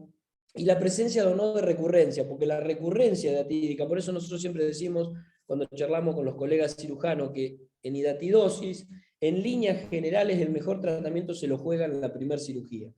Ya cuando uno eligió mal la estrategia al principio, la recurrencia es cada vez más complicada y, por supuesto, la aplicabilidad de la laparoscopía baja mucho. Y ni hablar la experiencia del grupo tratante. Fíjense acá, tiene que ver, este esquema es viejo, pero cuando uno mira la ubicación, todos los segmentos anteriores y la sección lateral del hígado izquierdo son los más favorables. Estos son los segmentos que en líneas generales, pero para nosotros en particular, que lo hacemos o tratamos de indicar lo más que podemos por la laparoscopía, son los adecuados. Y en cuanto obviamente al tamaño del quiste, no es que tenga o contraindique en sí el tamaño, pero a veces la maniobrabilidad, la aplicabilidad es mucho mayor cuando los quistes son de 5 a 10 centímetros que los más grandes. Estos son ejemplos de quistes, fíjense, lesiones que de acuerdo a dónde se encuentren ubicadas, por ejemplo, estas lesiones centrales, es mucho más difícil tratarla que estas lesiones periféricas, ¿no es cierto?, emergentes. Fíjense, esta lesión es muy grande, comprime el estómago y demás, pero está saliendo prácticamente del hígado en el segmento 2-3. En cambio, fíjense, esta lesión está metida dentro del hígado, entonces la estrategia de tratamiento probablemente por la laparoscopía se nos complejice un poquito más. Por eso, segmento 7, segmento 1 son los posteriores, los profundos, lesiones gigantes y enfermedad recurrente. Todos coincidimos, y la bibliografía lo hace, que no son los más recomendables para la cirugía laparoscópica. Y respecto a conservador o radical, que no es creo que no es una discusión si sí o si no, la idea no es debatir en eso, es qué se puede hacer, y en la laparoscopía no está exento. Obviamente, cuando uno revisa la bibliografía, sea por vía laparoscópica o sea abierta, la tasa de morbilidad, ya sea la fístula biliar, las complicaciones de la cavidad y la recurrencia, es mayor claramente en la cirugía conservadora, ¿no? Porque uno deja cavidad, a veces intenta tratar la comunicación biliar, pero no es efectivo, etc. La morbilidad y la mortalidad son mayores en la cirugía conservadora en líneas generales.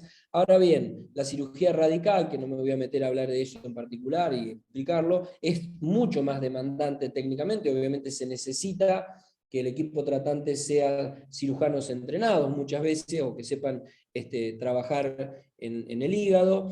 Por ende, no es aplicable a todos los quistes, y por ende no es aplicable a todos los centros quirúrgicos. Por lo tanto, la laparoscopía todavía en el mundo tiene más aplicabilidad en la técnica no radical que en la conservadora que en la radical. Bueno, acá yo tenía unos videos para mostrarle, pero en honor al tiempo los voy a pasar. Me parece que no tiene demasiada relevancia. Había unos videos de radical y de conservadora laparoscópico. Después de última, si nos queda gana y tiempo, lo mostramos. Esto, para ir cerrando, es un resumen que data hasta el año 18 o 19 de una experiencia nuestra sobre 101 casos. El sexo es repartido. Nosotros la aplicabilidad que tuvimos, que para nosotros es buena, rondó en el 32%, un tercio de los pacientes con hidatidosis pudimos tratarlos por laparoscopía.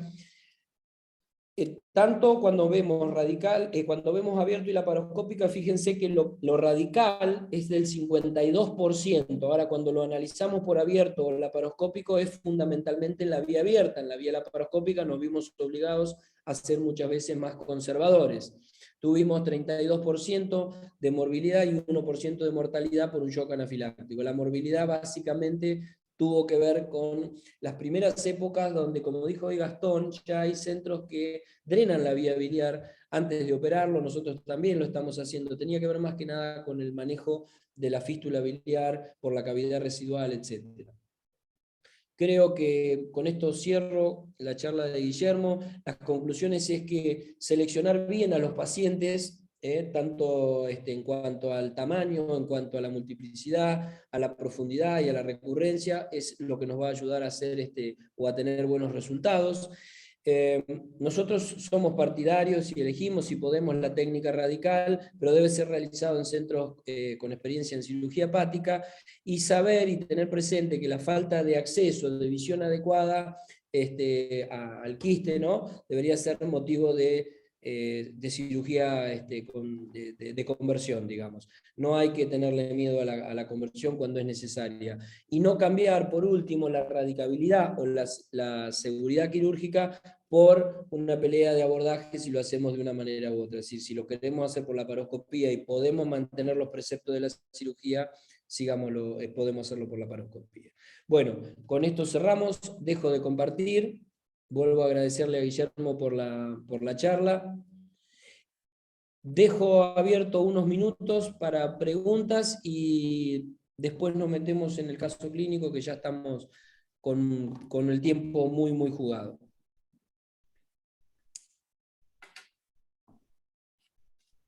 Mientras tanto, si alguien tiene alguna pregunta, lo voy saludando a Emilio Quiñones. ¿Cómo estás, Emilio? Hola, Hugo, buenas noches a todos. Quiñones, cirujano HPV y de trasplante hepático del Hospital El Club, compañero de fellow, nos formamos juntos, crecimos juntos en esto, y bueno, y seguramente alguno de sus fellow quizás nos va a presentar algún caso. No sé, dejo un minutito más si hay alguna pregunta o algún comentario.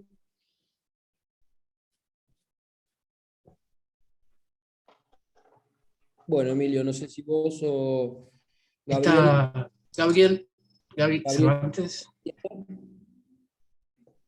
Sí, ¿qué tal? Buenas noches. ¿Cómo estás, Gabriel? ¿Qué tal? Un gusto. No sé si se ve la pantalla, cuando me digan si quieren Dale. esperar unos minutos o quieren que ya comencemos. ¿Ahí se ve? Todavía no, Gabriel.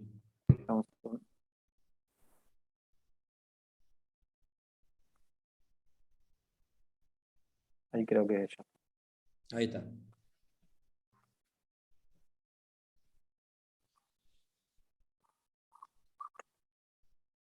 No me deja. Espera un segundito que se me...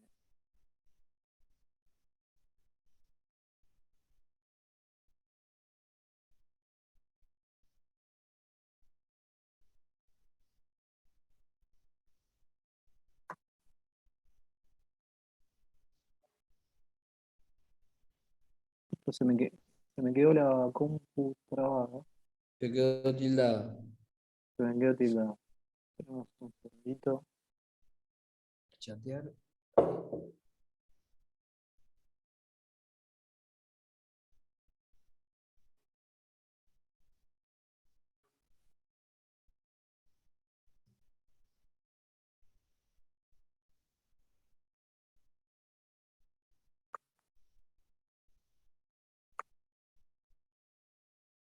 Ahí está. Ahí me responde. Ahí volvió la... Bárbaro, ahí vamos, ahí está. Perdón los problemas técnicos, no sé, justo se me tildó. Bueno, buenas noches a todos. Yo soy Gabriel Cervantes, soy residente del Hospital El Cruce, de la unidad de cirugía HPV y trasplante. Vamos a comenzar con el caso. Se trata de un paciente masculino de 64 años, trabajador rural. El paciente, en el momento que lo evaluamos, vivía cerca de nuestro hospital, que está ubicado en el conurbano de de la provincia de Buenos Aires, pero en la mayor parte de su vida había vivido en la ciudad de Pergamino. Él consulta primero a otro centro por un dolor abdominal en hipocondrio derecho asociado a náuseas y dispepsia de 6 meses. Había tenido una pérdida de peso muy sutil de apenas un par de kilos. En examen físico veíamos una hepatomegalia palpable hasta 5 centímetros debajo del reborde costal, no dolorosa. En ese centro le habían hecho una ecografía donde se diagnosticado un quiste hepático de 15 por 12 centímetros en el lóbulo hepático derecho, y también le habían realizado serologías para hidratidosis por la alta sospecha endémica y le había dado positivo, por lo cual ya había iniciado tratamiento con albendazol. Cuando lo recibimos, el laboratorio era normal, como vemos ahí al lado, y ni bien lo comenzamos a estudiar, comenzamos a hacer una tomografía. Esa es la fase arterial. No sé si alguien quiere hacer algún comentario del estudio, o lo voy Jorge, pasando. ¿estás pudiendo ver el estudio? Sí. Sí, sí, perfecto. Se ve bien, digamos, tomográficamente un poco lo que hemos repasado hoy a la noche, ¿no? Un quiste, una lesión con baja densidad bien quística, las paredes gruesas y blancas, que es muy típico del quiste hidatídico. El líquido no es tan oscuro como normalmente lo vemos por la arena hidatídica. Ahí hay otra lesión quística a la par de la vesícula, y me parece que, Gabriel, en alguna imagen me parece que se ven algunos foquitos de grasa en la imagen grande, unos puntitos negros, no sé si vi bien. Sí, sí. Que es lo que habíamos hablado, Gustavo, hoy. Por ahí Gabriel puede detener la imagen donde aparezca, porque aparecen esos glóbulos de grasa que tienen que ver con la rotura contenida. Acá en el axial se lo ve mejor. Ahí pasaste uno, ahí está otro. Acá. ¿Ves esos puntitos negros? Esos son por los radicales biliares que están fijados en el periquiste y que se rompen y se comunican con el quiste principal, y es por eso que tiene grasa. Esto es un caso bien interesante y curioso, ¿no? Pero bueno, no vemos en esta tomografía ni vesículas hijas ni membranas desprendidas. En principio esto tendría que ser un quiste tipo 1. Deberíamos confirmarlo con una ecografía que ve mejor la estructura interna del quiste. Buenísimo, gracias, Jorge. No sé si ahí también ven como accesorio, aparte del quiste mayor, en una parte del remanente del parénquima sano que tenía el lóbulo derecho, también tenía otro quiste más pequeño. Bien. Entonces complementamos el estudio con una colangioresonancia, porque queríamos estudiar un poco mejor la viabilidad, que ya la íbamos a estudiar en el momento de la cirugía o del procedimiento que se realice, pero también teníamos disponibilidad para realizar el estudio y lo solicitamos. Y aquí me detengo un segundo para ver qué les parece para seguir con el tratamiento de este quiste. Recordar que ya había comenzado a hacer tratamiento antiparasitario. Al momento que lo recibimos ya llevaba un mes de tratamiento con albendazol, y le realizamos la tomografía y ahora tenemos que decidir cómo seguimos. Bien. Usa alguna de las opciones, si alguien quiere decir alguna otra. No, yo lo que acá, qué interesante que ustedes ya lo plantean como tratamiento de la enfermedad por endoscopía. La pusieron como opción, o sea que ya la están manejando como una opción. Lástima que Gastón se tuvo que ir, tenía alguna emergencia endoscópica, para ver qué opinaba. Lo que les quiero preguntar yo, antes de meternos en esto, es, en este caso que es gigante, si bien es periférico, lo que pasa que desplaza todo, pero es gigante, ¿ustedes pensaron en hacerle una papilotomía o una CPR preoperatoria si eventualmente lo llevan a cirugía, o lo tienen como estrategia habitual o no? No, no lo hemos adoptado todavía. Sabemos, el doctor dio la charla hace un rato y también creo que había hablado en las jornadas de Tandil del año pasado de buscar como esta nueva opción terapéutica para los quistes hidatídicos, sobre todo estos que son muy grandes y la sospecha de que tenga una fístula con la vía biliar es alta. Todavía no lo hemos utilizado, pero sabemos que es algo que está muy en auge actualmente y por eso pusimos la opción. Pero Claro. por lo menos en nuestro equipo todavía no está la experiencia en nuestro hospital con este tipo de terapéutica. ¿Alguien quiere opinar qué tipo de tratamiento haríamos?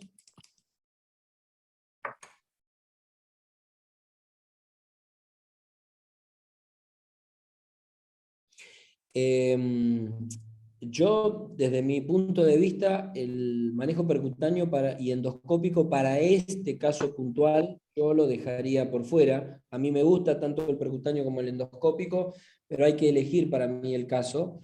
Eh, no sé si lo pasé de largo o no tenía signo de colestasis, ni estaba ictérica, No, ni no, nada, no. ¿no? El laboratorio era completamente normal. Los síntomas principales eran la saciedad, la dispepsia, los dolores.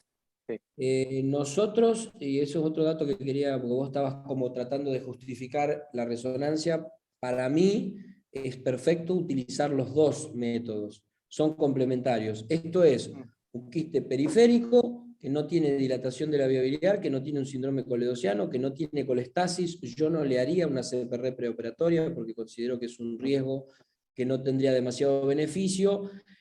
Yo le haría cirugía y abierta, porque bueno, eso hay para discutirlo, porque probablemente mi intención sea ser radical. Trataría de hacer una quistectomía completa para tratar de curarlo, digamos. Pero bueno, de ahí para abajo podemos hacer todo lo que se quiera. Gustavo, esto no es para nada mi tema, pero lo discutimos todo el tiempo con los cirujanos en el hospital. Y estos tipos de quistes tan grandes, con esta apariencia tan tipo 1, en el hospital donde yo trabajo, en general todos van a cirugía, ¿no?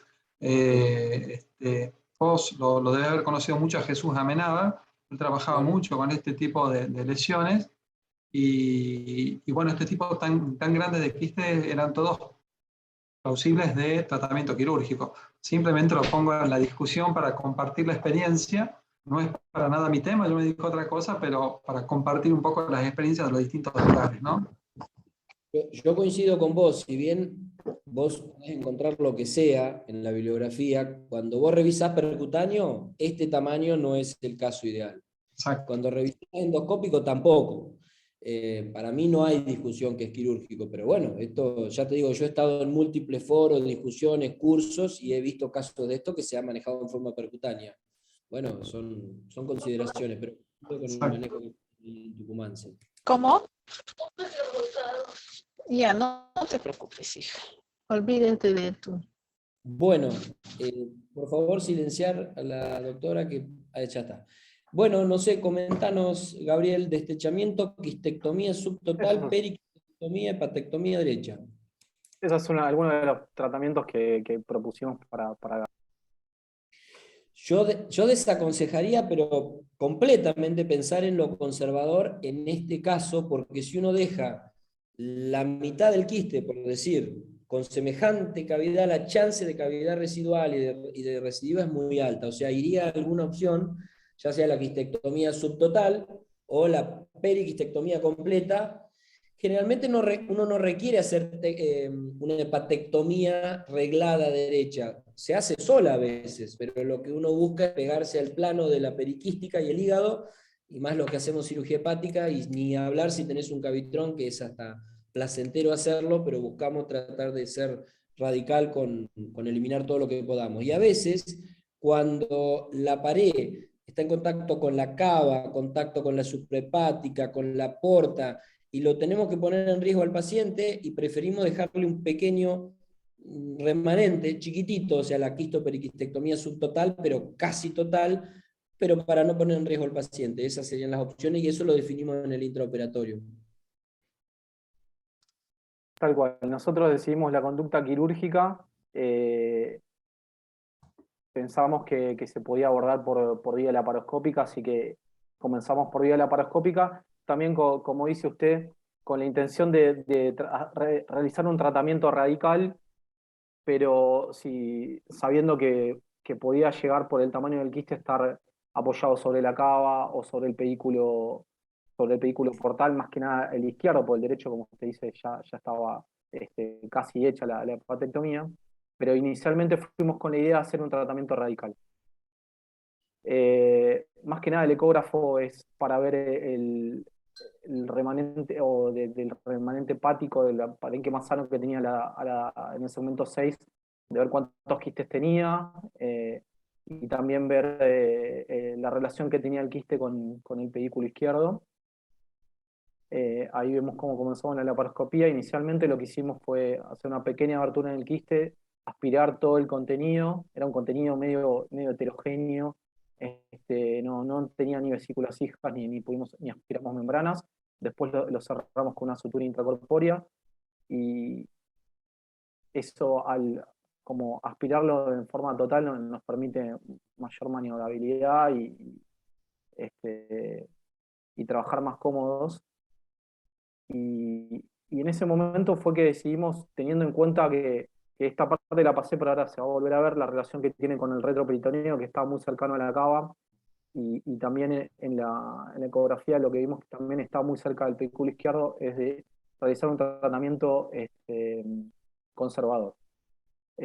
Primero hicimos la hepatectomía del segmento 6, la segmentectomía, que ahí, como habíamos mostrado previamente, la tomografía tenía un quiste vecino. Después fuimos directamente del tratamiento del quiste más grande. Ahí vemos todas las adherencias que tenían el retroperitoneo.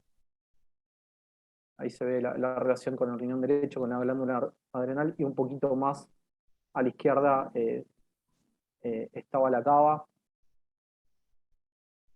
En ese momento, en el retroperitoneo, las adherencias no eran tan firmes, las podemos hacer con armónicos sin problema, y ya cuando llegamos al plano del diafragma, ya las adherencias se fueron tornando un poco más firmes.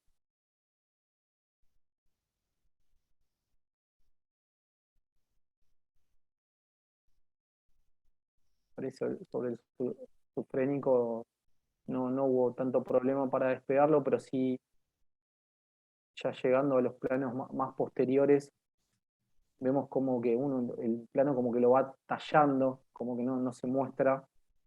Sabíamos que se nos podía abrir el diafragma también con este tipo de maniobras. Por suerte no ocurrió. Y ya ahí uno va casi que labrando un plano con el hook, porque la adherencia era muy firme. Una vez que lo despegamos del diafragma del retroperitoneo, pasamos a hacer la transección del quiste, tratando de dejar lo menor posible de la cara de la cara hepática. Así que hacemos una quistectomía casi subtotal. Ahí vemos el interior, que había como un contenido medio heterogéneo, pero también con bilis. Habíamos visto previamente en los estudios que la sospecha con una fístula biliar era alta, y resecamos la mayor cantidad del quiste que pudimos y dejamos una porción que era pegada al hígado, que era lo mínimo que podíamos hacer en ese momento. Completamos la resección del quiste. Perdóname, esa parte que queda algo pegado, está contra la porta y contra la cava, seguramente, ¿no? Está contra la cava y contra la puerta. Exactamente, porque la puerta derecha estaba casi toda comprometida y estaba muy cerca de la puerta de la bifurcación, así que por eso decidimos hacer un tratamiento más conservador. Bien. Ahí vemos ya en el remanente del quiste, podemos identificar el sitio de fuga biliar. Y ¿Ahí estaban con prueba de la fuga o se veía espontáneamente? No, se veía espontáneamente. Y lo resolvimos con un disparo de sutura mecánica. Qué bueno. Ya al final hicimos una colangio como para ver el resto del árbol biliar. No vimos fugas y vimos que todo el árbol biliar estaba conservado, y dejamos 2 drenajes. El quiste era un poquito más grande de lo que describían los estudios. La evolución fue buena, la verdad que el paciente se pudo ir rápidamente de alta al 4.º día, no tuvo intercurrencias. Sí, los drenajes se los dejamos, venía un débito seroso con un tinte bilioso, y a los 10 días que se agotó el drenaje, con un control ecográfico los retiramos en forma ambulatoria. Luego de 6 meses le hicimos una tomografía, que lo que vimos es que en el lecho quirúrgico, una pequeña un remanente del quiste o una pequeña colección que habitualmente sucede cuando son hepatectomías.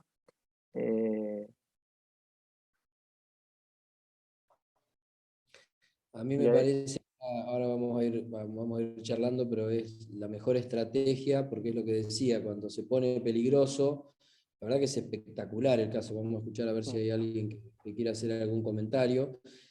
Cuando se pone peligroso, digo, dejar ese CAF, ese pequeño pedacito, sigue siendo técnicamente por clasificación radical, porque si dejas menos del 20% está dentro de lo radical, digamos. Y la verdad que con albendazol pre, albendazol post, habiendo tratado bien el endoquístico y dejando lo que dejaron, la chance de recidiva sigue siendo baja igual y no lo pones en el peligro que implica meterse ahí adentro, digamos, ¿no? ¿Algún comentario?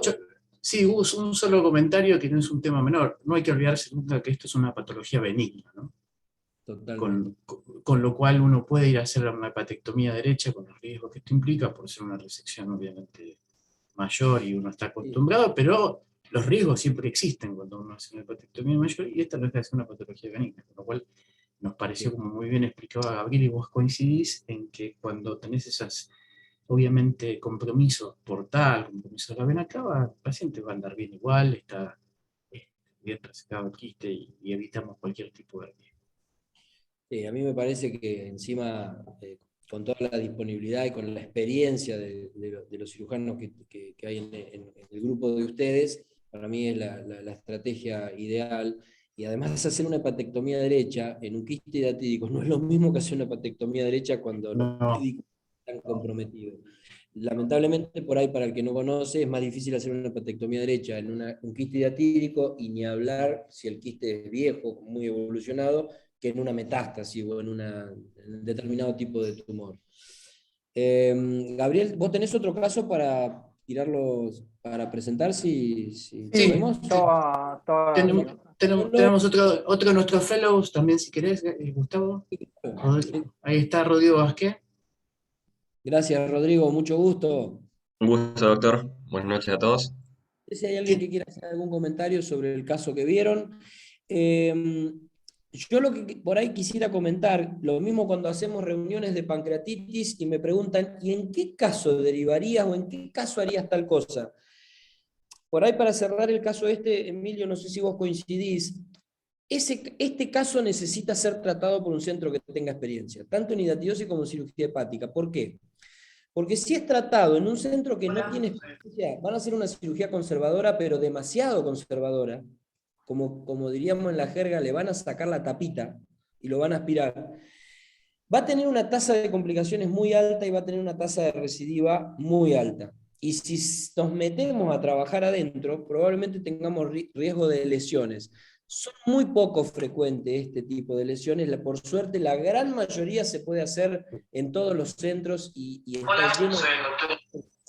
Muy bien, pero este caso yo recomendaría que uno lo derive a algún centro que hagan cirugía de alta complejidad por los riesgos que implica y por la tasa, obviamente, de recidiva, ¿no? Sí, totalmente de acuerdo. Yo creo que la patología es una patología benigna, pero no es una patología simple por ser benigna. Todo lo contrario, es bien compleja y uno se ha encontrado con numerosas complicaciones, aberturas en la vía biliar, bifurcaciones comprometidas, hidátides dentro de la vía biliar, hemos visto cualquier cosa. Uno tiene que ir con cierto grado de desconfianza en este tipo de resecciones, no puede ir con ninguna cirugía en particular, pero en esta en particular es una cirugía de cuidado. Cuando es una cirugía mayor, yo te diría que tiene que estar en manos de alguien que tiene un volumen, o en la patología o en resecciones hepáticas, importante. Este caso de particular. Yo lo quería mencionar más que nada en este caso, porque después hay un montón de que yo sé que se puede hacer muy bien en muchas manos, pero en particular no hay que sacarle la tapita, digamos, porque si no tenés un problema. Bueno, Rodrigo, si querés, presentamos el último caso. Perfecto, y doctor. Esperamos en honor al tiempo. Te agradecemos que todavía seguimos ahí con unas cuantas personas conectadas. ¿Puede ver bien la pantalla, doctor? Muy bien, muy bien. Perfecto. Buenas noches a todos. Mi nombre es Rodrigo Vázquez, soy residente fellow del Servicio de Cirugía HPV y Trasplante Hepático del Hospital Cruz. Vamos a presentar el caso de un paciente masculino de 60 años, oriundo de Santa Cruz de la Sierra, en Bolivia. Vivía en la zona rural hacía más de 15 años, viviendo hace 10 años en la provincia de Buenos Aires. Antecedente de enfermedad de Chagas, nos lo derivan en nuestro consultorio por pérdida de peso no cuantificada de varios meses de evolución y sensación de masa ocupante y distensión abdominal en el cuadrante superior derecho. Este es el abdomen del paciente, un abdomen asimétrico. Pueden ver el paciente cómo se encuentra bastante adelgazado, demasiado. Venía además con una ecografía compatible con una gran lesión en el lóbulo derecho. Nosotros le solicitamos laboratorio y serología por el antecedente epidemiológico. A destacar leucocitosis de 11.000 blancos, predominio de eosinófilos, un hematocrito de 32, 651.000 plaquetas, TGO y TGP discretamente elevadas, una fosfatasa alcalina de 208 para un valor normal de 150, bilirrubina de 1,2 y un TP normal. La serología para diatidosis le hicimos un IFI con resultado positivo. Posteriormente a ello, le solicitamos tomografía. No sé si el doctor Awali quisiera comentar los hallazgos de la misma. Bueno, bien, Rodrigo. Bueno, estamos viendo acá un poco lo que vimos hoy, ¿no? Muchas veces los quistes hidatídicos, hoy lo presentamos muy esquemáticamente para que podamos entenderlos, pero en ocasiones coexisten distintos estadios en un mismo quiste. Acá están muy bonitas las imágenes. Claramente pueden ver un quiste con las paredes gruesas, bien blancas, como vimos. En este sector posterior ahí pueden ver un desprendimiento de membranas. ¿Se acuerdan el signo de la serpiente? Exactamente lo que está señalando. Y en el sector anterior izquierdo aparece ver una vesícula adherida a la pared un poco heterogénea y nada más. Lo otro que es interesante para que vean ustedes, porque se pueden encontrar y generar algún problema, en la imagen de la izquierda eso es fase arterial y van a ver que el hígado tiene un realce más blanco en un sector que otro, y eso se llama realce focal transitorio hepático y es porque cualquier cosa que comprime puede generar ese realce que luego en la otra serie ya no lo tienen. ¿Ven? Esa parte blanca en la fase portal ya no está y lo que siempre hay que ver que la vena porta esté bien permeable y que no sea por un trastorno, por una trombosis portal. Así que bueno, en definitiva un quiste muy grande hepático comprimiendo la vena porta, con membranas degeneradas y algunas vesículas medio raras. Yo creo que un paciente con hidatidosis hepática puede tener tomografía, puede resonancia, puede tener lo que quiera, pero lo que no puede no tener es una ecografía, porque la ecografía da información que no nos va a presentar la tomografía. Entonces, en estos casos es muy interesante tener la ecografía para ver el contenido del quiste y ver si existen más vesículas hijas y demás. Pero bueno, en definitiva, eso es lo que tenemos, una lesión quística muy grande con membranas degeneradas y alguna... Ah, está muy bonito esto. ¿Sí? Ahí se lo ve muy bien. Perfecto, doctor. Muchas gracias. Algunos de los cortes coronales. Le solicitamos además una colangio-pancreatorresonancia magnética, donde no se evidenció dilatación de la vía intra y extrahepática, ni comunicación entre la imagen quística y la vía biliar. Abrimos nuevamente unos minutos para que debatamos la conducta a seguir. Doctora Stork,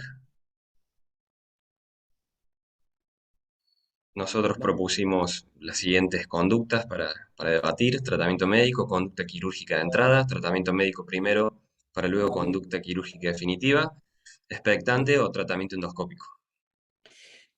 Yo cuando doy alguna charla y digo que usamos albendazol antes de la cirugía, digo que forma parte de la hidatidotecnia y le pongo una cruz roja así al ponerle clorurado hipertónico, formol y todas las cosas adentro. Lo diferencio de tratamiento médico cuando hacemos tratamiento exclusivamente con albendazol. Yo me imagino que en el tercero que vos decís tratamiento médico más conducta quirúrgica, te referís a la opción de albendazol preoperatorio, ¿no? A eso. Efectivamente, así es. Okay. Bueno, abrimos a ver si alguien quiere opinar o tirar algún comentario. No trajeron ningún quistecito, ¿eh? No. Traíamos. Pero nadie opina, che, yo lo quiero operar.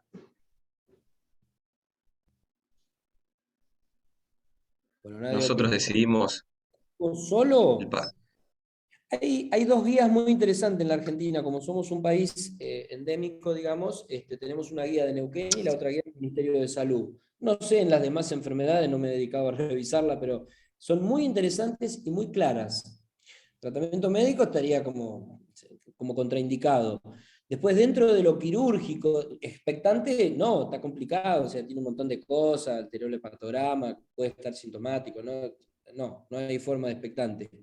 Y bueno, y lo que fuimos charlando, el percutáneo y el endoscópico, hay que buscarle el caso, tanto por el tipo de clasificación de la OMS, por la ubicación y demás. Y me parece que nos lleva, por eso cuando todos mostramos la experiencia, todos, la mayoría tenemos más experiencia en cirugía que en las otras modalidades, pero es porque también, por un lado, por lo que dijo Gastón, depende de la puerta en la que entre, etcétera, etcétera. Pero habemos centros que realmente en el grupo tenemos todas las disponibilidades y podemos elegir sin discriminar, y la verdad que seguimos eligiendo más cirugía, pero porque nos lo impone la enfermedad, como este caso, por ejemplo. Adelante nomás. Perfecto. Nosotros decidimos primero realizar tratamiento preoperatorio con albendazol, 10 miligramos por kilo, día por un mes. El paciente concurrió a nuestro consultorio virgen de tratamiento con antiparasitarios y posterior a haber cumplido ese mes de tratamiento antiparasitario, ¿cómo continuamos? ¿Qué abordaje quirúrgico mini-invasivo, convencional, les parecería el correcto en este paciente? Volvamos a plantear siempre el mismo algoritmo. Si podemos, metemos la láparo. Y ahí vamos viendo qué vamos a hacer, lo más radical que podamos, sin ponerlo en peligro. A ver qué resultó en este caso. Nosotros optamos por el abordaje convencional, ¿verdad? Por el tamaño y la localización del quiste. Totalmente. Fueron derecho planificando, pensando que iban a hacer una patectomía derecha. Efectivamente. El Perfecto. paciente en posición operatoria, hicimos una incisión bisubcostal con una prolongación mediana, incisión tipo Mercedes-Benz.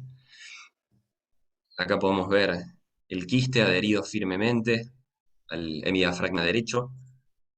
Posterior a movilizarlo, se vació el quiste, está ligada a la cavidad quística, se comenzó la hepatectomía derecha reglada, per se. Acá ya está todo seccionado el parénquimas, labrado un plano precavo. Pueden ver el clamp sobre la suprahepática derecha. Acá vemos la suprahepática, el tronco de la suprahepática media con la izquierda. Acá además pueden observar cómo ya se terminó de resecar, se terminó de ligar, de suturar la suprahepática derecha, y debido a que el quiste tenía compromiso del hemidiafragma, se optó por resecar el diafragma comprometido y se cerró mediante una maniobra de presión positiva, mediante Valsalva. Se colocó un tubo de tórax y se cerró con un surgete de poliglactina la abertura diafragmática. Se realizó posteriormente una colangiografía de control donde no se ven fugas sobre el transección. Esta es la imagen final con el diafragma cerrado, la superficie cruenta. Acá pueden ver la pieza operatoria, todas las membranas, la cavidad quística, con lo poco que le quedaba de parénquima sano por debajo de la misma. El paciente evolucionó favorablemente, se fue de alta a los 7 días sin drenajes. En la anatomía patológica dio como resultado ganchos birefringentes con una membrana quística compatible con mediatidosis hepática. Acá les voy a mostrar brevemente la tomografía de control a los 2 meses postoperatorio, donde no se ven recibida la enfermedad. Podemos ver la hipertrofia del hígado izquierdo, además.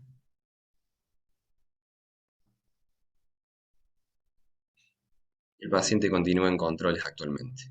Cumplió además un mes nuevamente de tratamiento antiparasitario postquirúrgico. Espectacular. Muchas gracias. Bueno, la verdad que espectacular el caso, los felicito, creo que hicieron, bueno, creo que este paciente se cura, diría, nunca 100%, pero con una tasa altísima. Me parece que se justifica la cirugía de alto vuelo en este caso, y eligieron ir por parénquima por lo que ya había hecho el quiste, y la verdad que quedó fantástica. Emilio, ¿algún comentario al respecto de la cirugía, del intraoperatorio?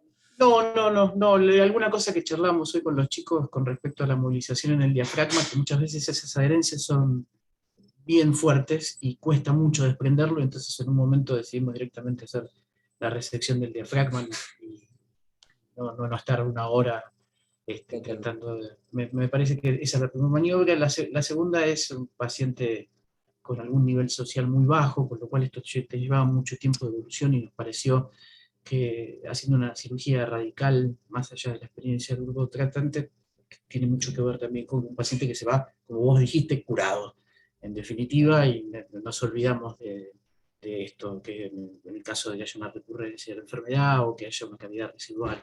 Me parece que eso también, lamentablemente, en nuestro medio, uno tiene que tomar en cuenta como al momento de tomar la decisión final. Si bien no puede ser un condicionante, tiene que ser una cosa para tomar en cuenta. Y las dos, una cosa que también hablábamos por último es, tampoco si uno hace esto por vía abierta y no laparoscópica, estaba incurriendo en un error o en una mala praxis.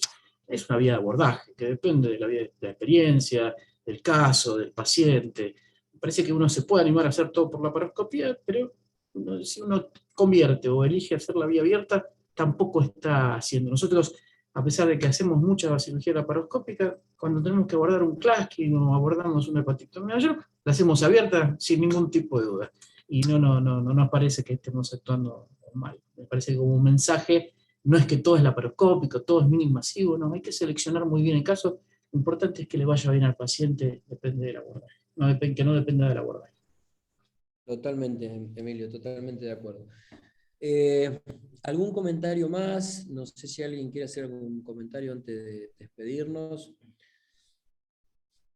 La verdad que fue nos encantaría seguir con muchos casos más. Ahora, a través del capítulo argentino de HPV, de la International, se va a hacer un curso justamente de hidatidosis durante 30 días, les voy dando como el aviso parroquial, después lo vamos a difundir obviamente, que va a ser más o menos desde mediados de septiembre hasta mediados de octubre o durante septiembre.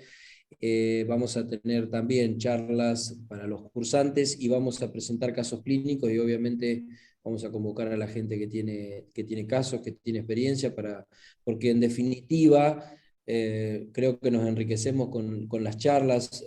Jorge nos mostró que un radiólogo experimentado y que nos sabe transmitir cómo ver las imágenes es sumamente esencial en un grupo de cirugía. Nos mostró cosas que los cirujanos no vemos, un endoscopista experimentado y que nos puede ayudar y hacer tratamiento definitivo.